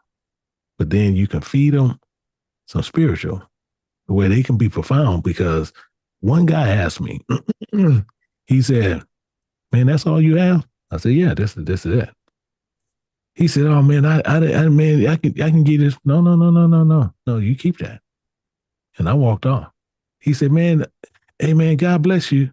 Yeah, okay. I just kept on walking. So you keep that. Every time you get those lessons, you work on Sister Eva. Yeah. That's it. You shared that. Your story reminds me of when you shared the definition of liberty that day. I don't know where people come from. I mean, I wanted compassion. I need to show compassion. And I just never really thought of it like that. I just was mad at somebody, or I don't, why they did. And then when I think about all the stuff that I have done and people didn't know why I was in the situation that I was in or why I did what I did, and a lot of times I didn't share it. Even like when you asked me, did you ever want anything? I was so in the habit of not sharing what's in my head that it just came out weird, like, no, I never, but when I'm dealing with other people, Eva, you're not unique like that. Yeah. You don't know what's going on with them. You don't know how they got there. The church used to dog me about wearing jeans and stuff to church, but they didn't know I was homeless. They didn't know that I didn't have a place to go to change after I left here. I'm telling you, you saying everything that the Most High had to show me. Everything you just said, you literally saying it. You telling me exactly and reminded me, which, I've already, but it keeps me a constant reminder. Because I'm going to tell you, a lot of people don't know. You can see people, just like you said, you can go in that building and they can see you look presentable, but they had an issue with you because you had on jeans. Yeah. But they don't know the reason you wearing jeans. Yeah, I could really identify with your story. Yeah. Yeah. So yeah, I'm with you, sister. It's a hard thing. It makes you to where you have to laugh to just keep from crying. Because to sit there to see you and we wouldn't have never know. We wouldn't never know. And all we sit there and do. We go and I know them churches, because I know you got that church you're probably going to, is sitting there looking at women, y'all supposed to be wearing dresses, not pants. Yeah. And they sitting there, besides sitting there saying, sister, you should be wearing a dress, besides sitting there saying, hey, can you do you have any dresses you can wear? Or can you, whatever, to where we can help you or assist you? Could have did that. See, this is all goes back to what I'm telling you. He made me talk to these poor people. I had to understand that. That once I start finding out why some of these people was in those positions, I figured out then that all of us is one step away from being homeless. That's it. I don't care how much I don't care how much you have. You one step away from being homeless. So who are we? So that's why I say, who am I? I'm one of those birds he feeds. That's it. I'm still Michael Johnson. I'm just a bird he feeds out there. And none of this is real, and all of it's vanity, because people who knew me but really didn't know what I was going through. That part where you say that that car is a Lamborghini, you say you stand beside it. Like, I would dress a certain way where you know how they say I'm going through, but you can't see it. Yep. Oh, That I'm see, struggling, but I'm not. My pride would not allow me to show that to the world. I had to make sure my hair was done, the yep, best that I could do it, my yep, clothes was clean, but they didn't know that I went to the shelter and washed my clothes. You know what I'm yep. saying? They Oh, yeah, didn't. So, you know, yeah. So you actually know what I be talking about more than what I be saying all the time. yeah, because because I lived it. Yeah. Yeah. Okay, my So sister. thank you. I appreciate you. Mm-hmm. I appreciate you also. Shalom. Sure. Shalom to you. Brother Trav, bro. Yo, shalom, brother. Shalom, Shalom, bro. man. Shalom, man. Yeah, man. How you doing? Good, bro. I'm good. Thank you, man. You? I'm good. I'm good. So, I thank the Most High, for you and your gentleness, you know what I'm saying, when it comes to you presenting, what you studied for, his flock and everything. So I appreciate that. So, with me, I bring confusion on myself. You know, it don't come from God at all. You know what I'm saying? It's me that be in error and how I look at things, because I be feeling like, it be that being righteous in my own eyes, you know what I'm saying, approach.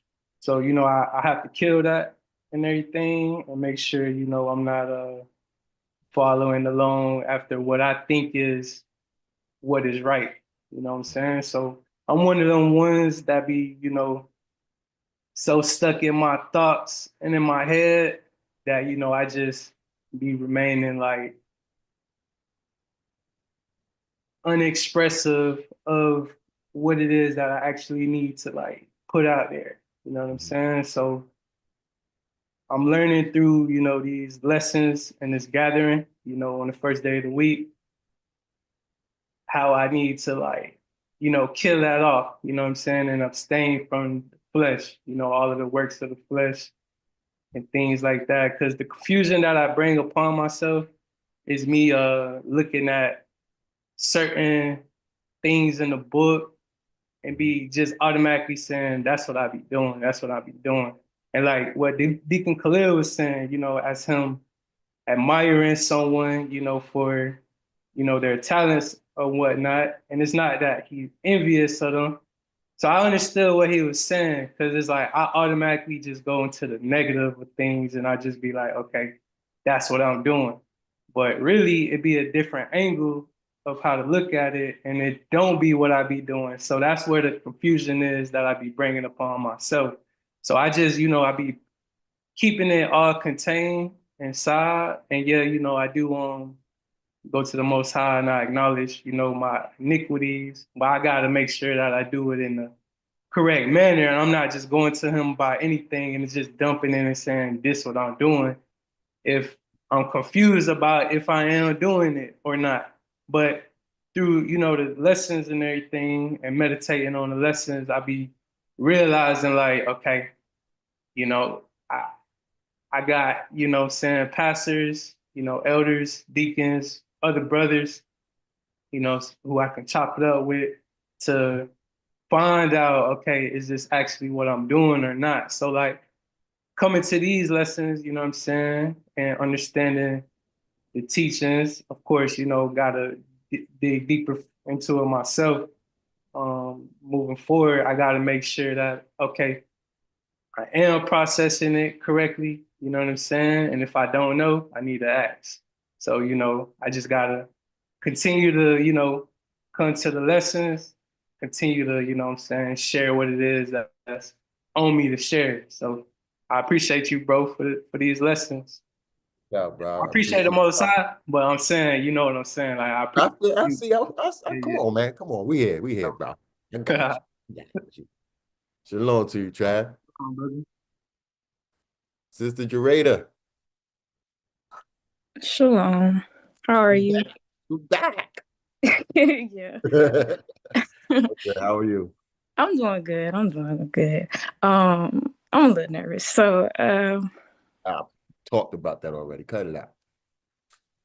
so this when I was younger, I noticed it. I was I'm gonna get emotional, but It's all good. um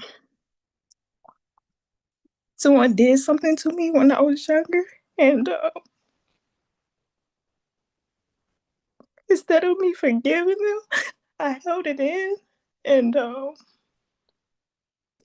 held it in for a long time, and I have seen that I was envious and bitter and hateful towards them, and not seeing it at that time. And you know, I was saying like, you know, when they would talk to me, I would say like, oh, I couldn't even hold a conversation with them. I couldn't talk to them because I was so bitter. I didn't want to talk to you. Like, just leave me alone, you know. But I didn't see it, but someone else did, and they said something to me that made me stop what I was doing. And they said, you know, Drayda, that jealousy can lead to you killing them. And I was like, whoa.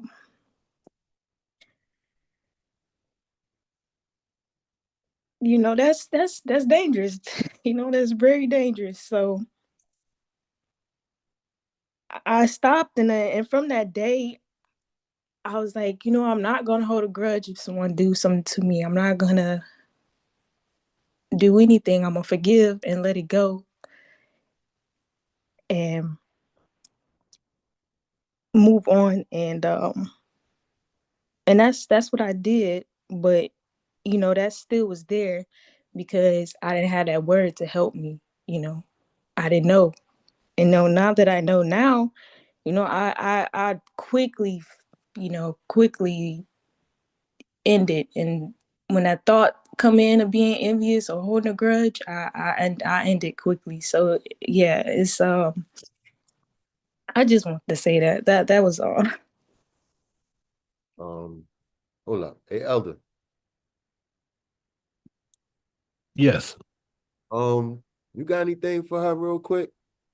Yeah, one of the biggest things is a lot of things can happen to people when they're young, and people can do things to people based on hatred, based on jealousy, based on things to where they just want to show domination over people. And one of the biggest things with that is really also with both sides, with men and women.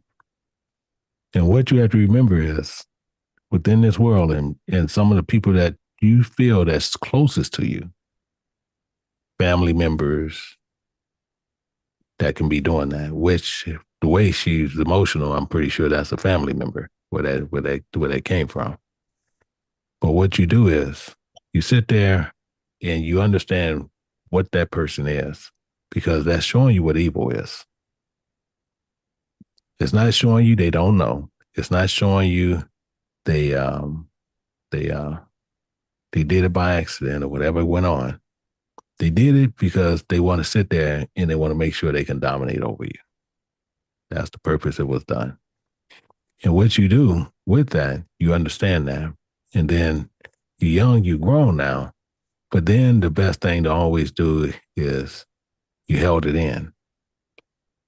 And the hardest thing right then, you could have been a child and underage. And the easiest thing to do is to go to the person that you feel you trust the most, where you can get away from that situation, no matter what. And that's the best thing that could have happened. But most kids don't know this, what I'm telling you. They don't, all they know is what they know. And then you can be threatened. Based on those threats, you'll sit there and you will concede. You'll sit there like, okay, I'm not going to say anything because of that issue. All people always remember one thing. They're going to always profess how good they are, how well they are. People going to always, everybody who sees somebody, you hear people talk good about a person. That same person that they're talking about, you can have just as many other people that say evil things about that same person. What you do, you make sure, as it says, and you can go to 1 John chapter 4, verse 1. This is always what you do. And this is, I know this is way at a late time being told this, but the main thing is what it is. And that's what it is. See, and what we doing, when you seeing that prophet, that's a mouthpiece. All you do is understand that prophet is a mouthpiece. And that mouthpiece going to either tell you things to where it's going to be threats, if anything be told, or something going to happen to somebody.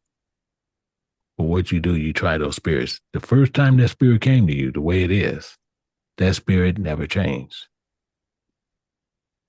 That spirit is the same way I'm pretty sure it's today.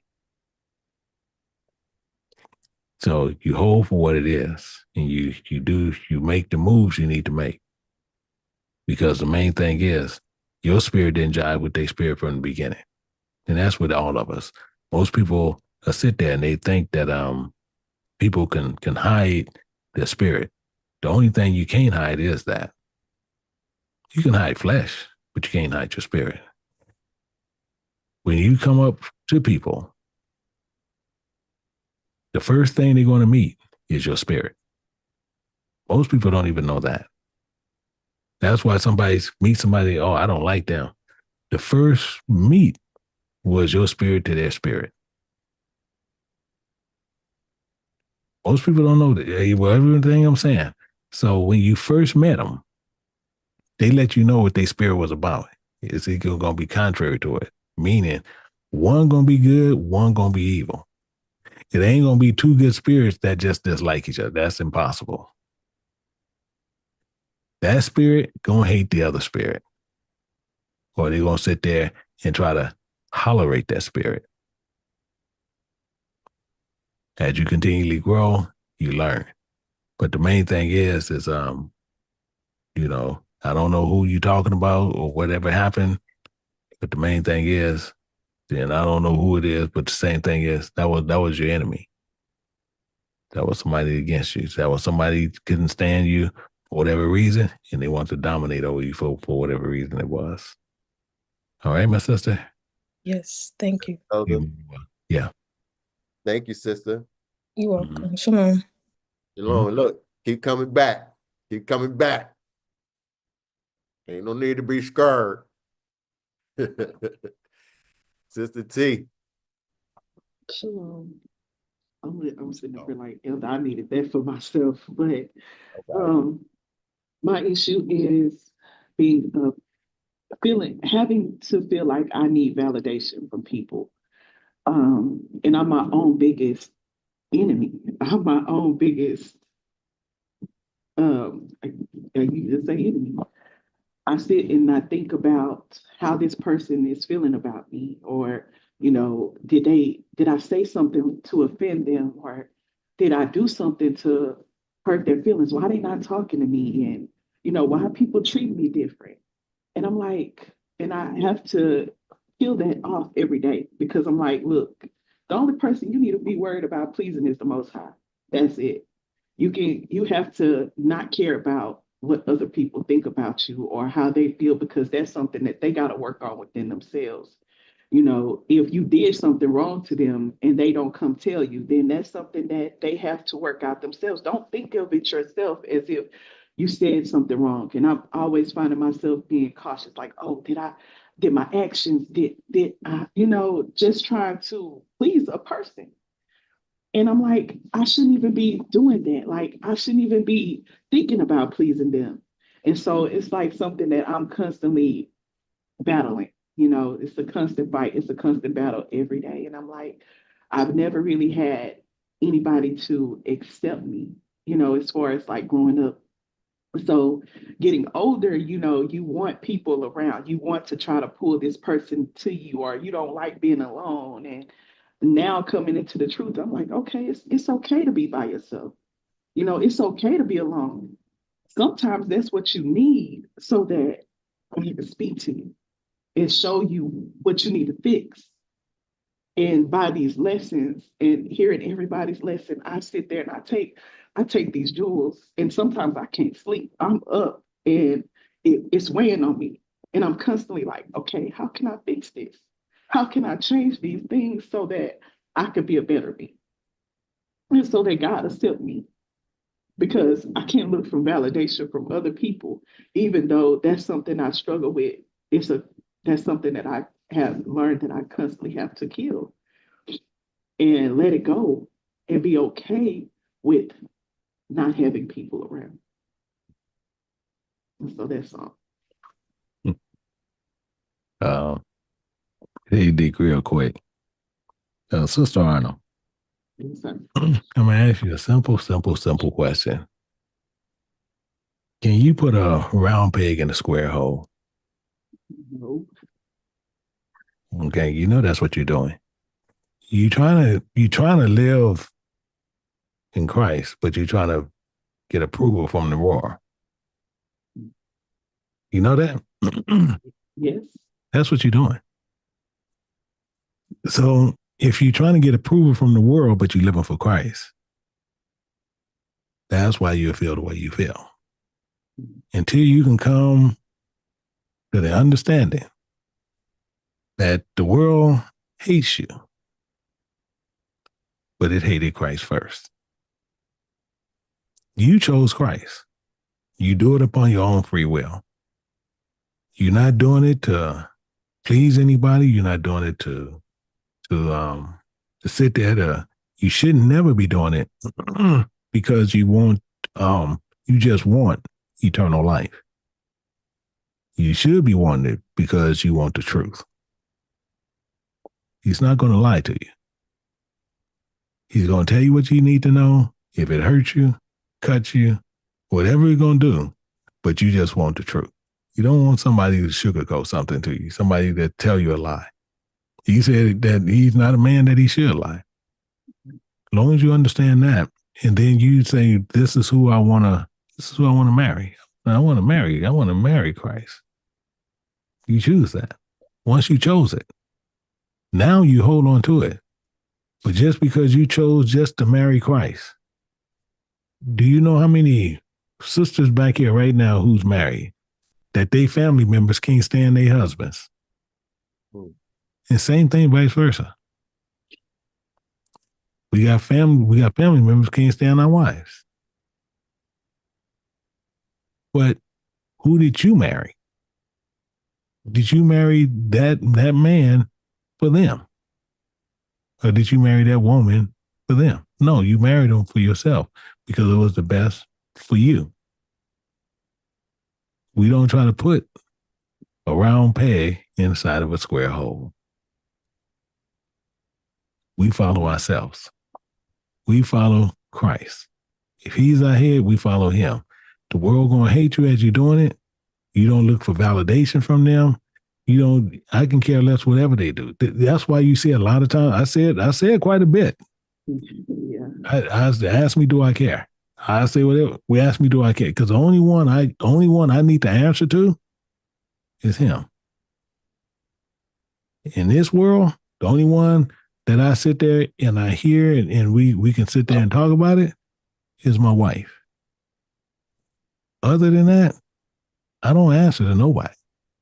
I answer to Christ. Christ tell me to do something, I got to do it. That's how this goes down. So I don't look for validation. I don't look for people to approve of me. I don't look for none of that. And that's the same way you should be doing. Because if you look for approval, they're going to always find flaws in you. They're going to always find a flaw. Same thing. I'm going to throw my wife constantly under the bus. Dwayne ain't here, so I can't throw him under the bus on this, but I throw her under the bus. She'll come to me and say, honey, you think I'm getting fat? I won't even answer. Then she get mad. If I married her, did I marry her? And she can ask, you can ask her when you see her. Did it have in the contract where if she gained 2, 3, 4, 5 pounds, I can adjust the marriage contract? It's not in there. It's funny to you because you see how silly this is. Yes. So why would I sit there and entertain that kind of conversation? Same thing. I can tell her, hey, honey, you think I still got some more hair? And I got a lot more gray hair. You think this gray hair is becoming? Then she can adjust the marriage contract. Do you look like I gained weight? She can adjust the marriage contract. We're here to please God. So when I married her, I married her, not based on how much weight she might gain or how much weight she might lose. I didn't marry her for that. But that's the point that everybody got to look for, because we're looking for approval. Don't look for approval. She sits there and she want to eat this and that, and then she'll try to watch her weight. This, okay, she doing okay. You doing that to yourself. Don't think I'm going to indulge in that to where I can try to manipulate her into changing her weight, her diet, or whatever she's doing. I'm not going to get into that conversation. So she going to sit there and she might say something later, or she might tell y'all sisters later. But guess what? Ask me, do I care? I married her for who she was. I can care less if she gain more weight. I can care less if she could lose more weight. I can care less. Because guess what? I didn't come to marry her to sit there and say it's based on approval. If you gain this much weight, we got to make some changes, or you lose this much weight, we got to make some changes. I married her for who she was. So making sure, one, a God ain't looking for no approval, and your earthly husband ain't looking for no approval of other things about you. That's the point. So you don't look for approval. Once you marry the person, you marry that person, and that's all you need to know. You guys trying to get to a location, not looking for approval as on the way. All right? Yes, sir. Thank you. Mm-hmm. Thank you, Elder. Mm-hmm. All right, sis, you good? Yes, sir. All right, all right. Shalom, sister. Sister Renee? Shalom, Deacon Hicks. Shalom, shalom. So this is my first time back here. So I would just say, I got a clearer view of emulations and envy as well. But I definitely can see that I have an issue with grudges and bottling things up. I'm not sure if this other thing is really in the same like area, but um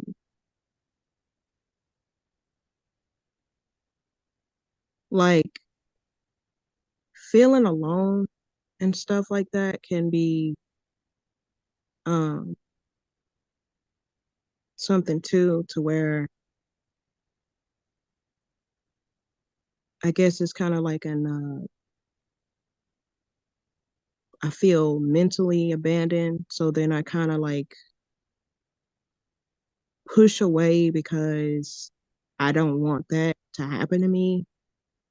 So um I don't know if that would really be in the same area, but I do know like when dealing with like certain things, grudges and stuff, a lot of it is towards my parents. With certain things that just happened when I was growing up, and then certain things in the circumstances that I'm in right now that I kind of feel stuck in. So then I know that I have those there. But um the bottling part, I was remembering something from yesterday in a Sabbath teaching. And so I started looking at that, and it started kind of lining up with some of the stuff that was in here.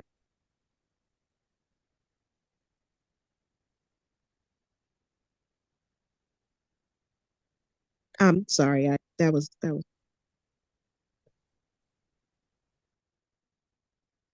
Wait, oh, are you're done? I'm sorry. yes, that was all. I'm sorry. All right, so basically you want to know if feeling alone was a part of emulation, or was that you're trying to figure out, or Well, I was sharing some of the things that I did learn while I was here because um I know you were saying some stuff was talked about last week. That's why. But also okay, yeah, what we were speaking about was idolatry last week. So that was pretty much the discussion, and how we hold certain things above God. You know what I mean? mm, So, but the emulations is like you pretty much putting yourself on God's level, like you're rivaling God as yourself. Um, when you're speaking of those grudges that or the issue that you might have had with your parents, um, do you take it as a learning experience, or do you still hold grudges? So you still feel that type of way? um I think there's still grudges and stuff that's there. Yeah. So um again, why I ask that is because if we can actually take those experiences and see those as learning experiences, you know, especially with parents are concerned, you know. Are they still here? They still with you? Are you asking, are they alive? Yes. Yes, sir.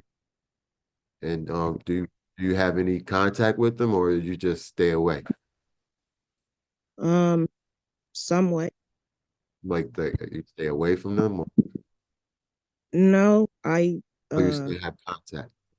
I still have contact with them. I'm asking for a certain reason. I just want to know like where your heart is as far as because like I said, those things are actually could be learning experiences, the way you came up. Are you still experiencing those things that you were experiencing as a child, or do they have a different type of, or are they trying to have a different type of relationship with you now as far as respect goes? It's a different area. It's in the area that I'm speaking on, it's not more so like a respect thing or anything. It's kind of like a lack of support, so to say. Like certain things I feel behind on. That's why I was bringing some of that stuff up, because I feel really behind, like in areas where certain people my age are able to do things and I'm just not, because I don't have certain things in those areas, and then it just makes me feel stuck.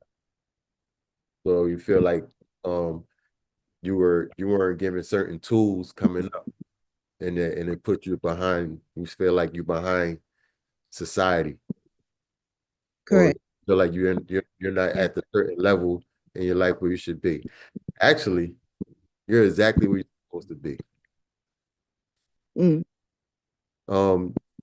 You're here. You're getting the truth. This life, we're in the wilderness. All right. We're walking through this wilderness. We're being proven to be acceptable to the Most High God. Right. When you come to the knowledge of truth, you're exactly where you're supposed to be. Okay. So don't think that you're behind anything. But what you're looking at is flesh. And we're not looking at flesh. We're looking at spirit. So spiritually, you're in a really good place, especially here with the King James Bible University, because you're gonna get truth. You know what I mean? So I just want you to look at it in that perspective. Okay? Okay. Shalom. Shalom to you. Elder Lynn. Shalom, B. Shalom, bro. Shalom, everyone. I just want to give words of encouragement to all the ones that are truly pouring out their heart. It is important that we understand while on this journey, we have to confess these things. These are the things that gives us strength, my brothers and sisters.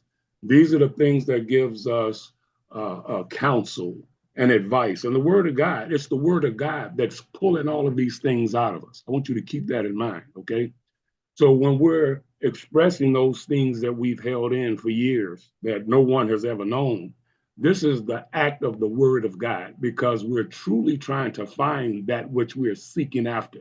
We're seeking after truth. We're seeking after knowledge of the word of God. We're trying our very best to conform into his image. And these are the things that's so important to us on this journey. So I want to leave you with this verse. Psalms 81 and verse 1, and it's recorded. Sing aloud unto Jehovah, our strength. Make a joyful noise unto the Jehovah, sing aloud unto Jehovah, our strength. Make a joyful noise unto the guide of Jacob. So if we're understanding these things, these are our confessions. We have to confess those things that we've done. We have to confess those things that we're going through. All of these things gives us strength in the Most High God. Keep that in mind. So we have to continue on this journey learning and constantly conforming into his image, because the things of the flesh, these are the things that's going to cause us our issues. And if you realize everyone that has confessed of the things that has happened to them, they are constantly growing in the word of God. That's the beauty of it. So we have to maintain our focus. If you ever hear myself or either one of the other elders or deacons, we're constantly telling you guys to keep your focus. And that's the objective, because we have to conform into his image. So no matter what that is, my brothers and sisters, confess those things, because God knows it better than we do. But when you can openly express these things, that's a joyful noise unto the Spirit of God. I want you to keep that in mind, so you can clearly see your way and allow the word of God to direct your path. All right? Be encouraged. Shalom. Thank you, Yeah, Elder. yeah, Deacon. Also with Sister Renee, she said she missed a lot of things. A lot of things she didn't receive. And what I want you to know, if she can come back up, I want her to understand something. Okay, I'm here. And what you got to remember is this: as what Deke said and what the elder said, you have to remember a lot of things that you feel that didn't happen. It wasn't happening based on what you feel and based on what you think. But the main thing is you recognize it. But you feel you probably don't have to thank your dad and your mom for what they did, correct or not correct? Can you repeat that? So you believe you don't have to thank your mom and dad for what they did, correct or not correct?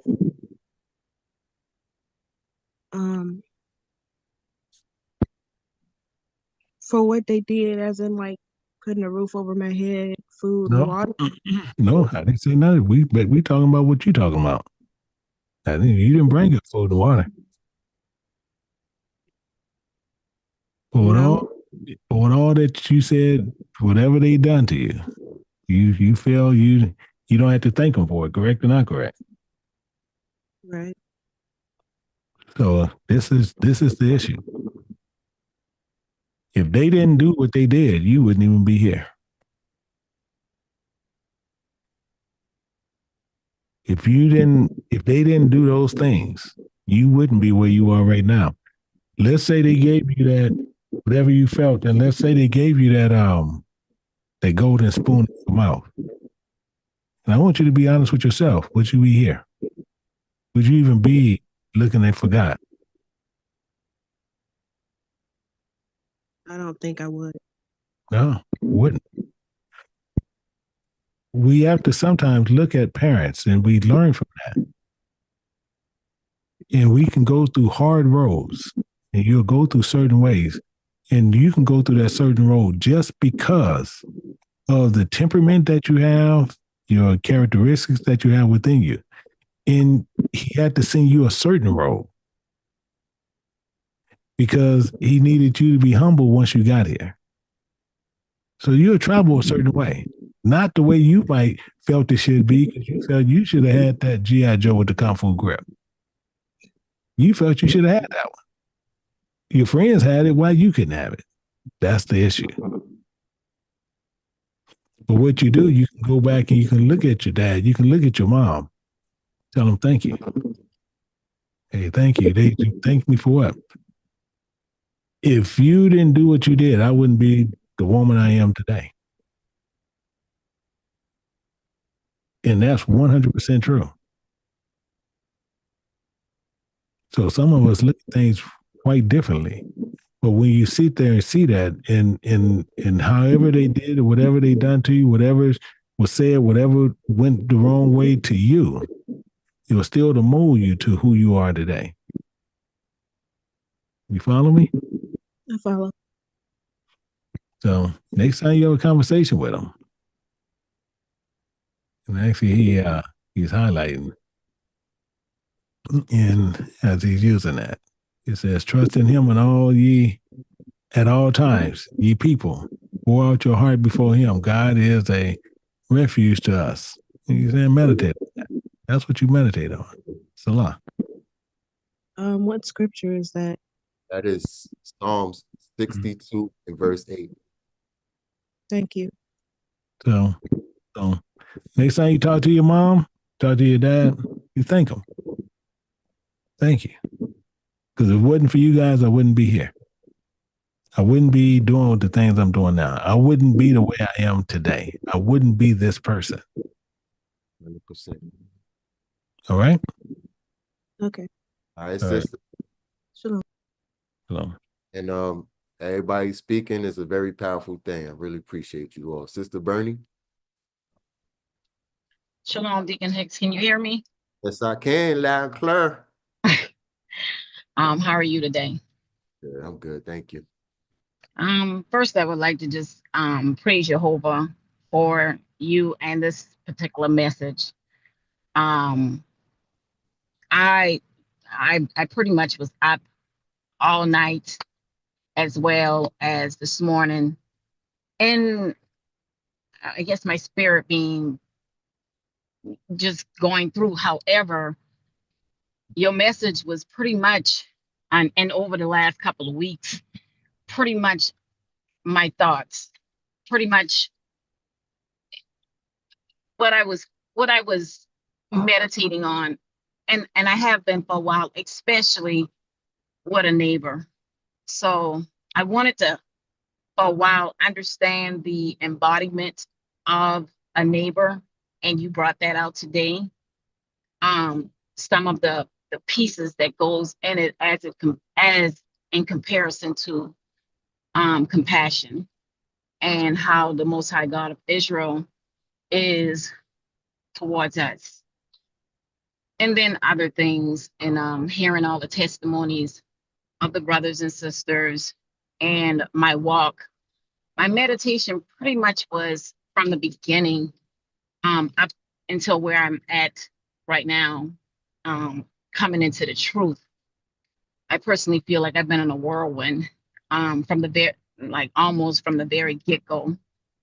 And that meaning that I had so many deaths and things that have happened to me personally, and then just hearing Elder Johnson speaking to Sister Renee about being thankful for your parents and what they have put in you, even though I had to go back a little further than my parents, and particularly my mother.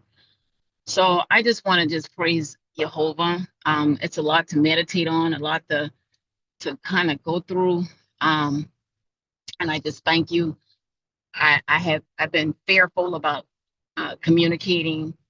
Sometimes my thoughts don't come out right. So I've been trying to work on that, making sure that I speak correctly, just different things. So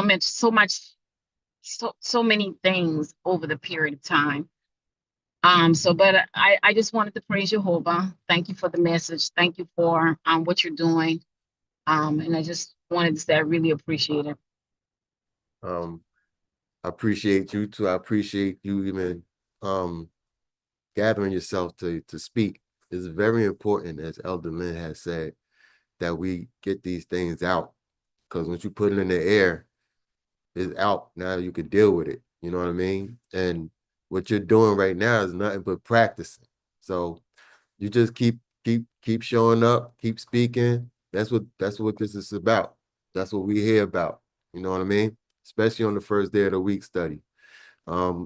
Is very much so encouraged to open up, because this is for you. For every last one of y'all. Absolutely. Thank you. Thank you once again. I appreciate the message. No doubt. Shalom to you, sister. Oh, brother Rudolph. Yeah. Greetings. Greetings. Irie. Yeah, that's right. All right. You ever solved the pot? I'll be quick. I know, gosh, I'm always missing out.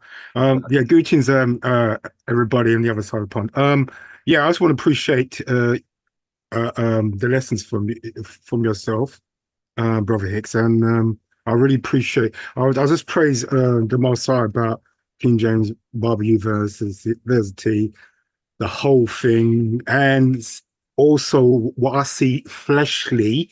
Oh, what's his name? Anyway, certain things I really appreciate because I'm still fascinated about certain things about the picture that was presented, we call it the translators. Yeah, I'm just sort of getting over it. It's one of those sort of things I was sort of trying to find out and certain things. That's all. This is off topic. I'm just saying. I just praise the Most High, Jehovah, for everything here, and also yes, I'm also able to move forward and not keep to certain hatred which I probably have shared, but that was concerning unknown individuals, the government of Britain and USA, slowly and surely. So I already confessed that, so I'll leave that. Yeah, because I know something's going to start, but yeah, all right, I'll leave it like that. Yeah, All right. but yeah, Irie. I appreciate you, brother. Hey, listen, y'all. I appreciate everybody for joining me today. This was very, very edifying and very insightful, and I really appreciate everybody sharing their experiences with each other. With this is the house of Jehovah, right? So, with that being said, oh, wait a minute, Sister Martin, what you got? Just real quick, I just wanted to give Sister Renee my phone number, if she's okay with that. Yeah, Sister Renee. Okay. It'd be better actually if you're on Telegram because I mean I could take your phone number still, but it would be better if you were to reach me to do it through Telegram. Okay, I deleted that app because it wouldn't let me get through anything. So What about but- WhatsApp? Do you have that? no, I can download it though. I'll download. Do you have WhatsApp? I don't. I can see about getting it sometime this week though. Okay, But I have, all right. We'll connect some kind of way. I have a phone number app where you probably be able to reach me, so it's fine. I can still take the number. Okay. You want me to give you my number? I can give you mine. Okay, I'm ready when you are. 205 740 8972. All right, thank you. All right, that was it, Deep Shalom. Shalom. Right. Yeah. So we about to get into Deacon James' lesson. And again, I want to thank you all for joining me for the first day of the week study. And I want to say to all of you, shalom. Shalom. Shalom. Shalom. Shalom, everyone. Shalom, everyone. Shalom.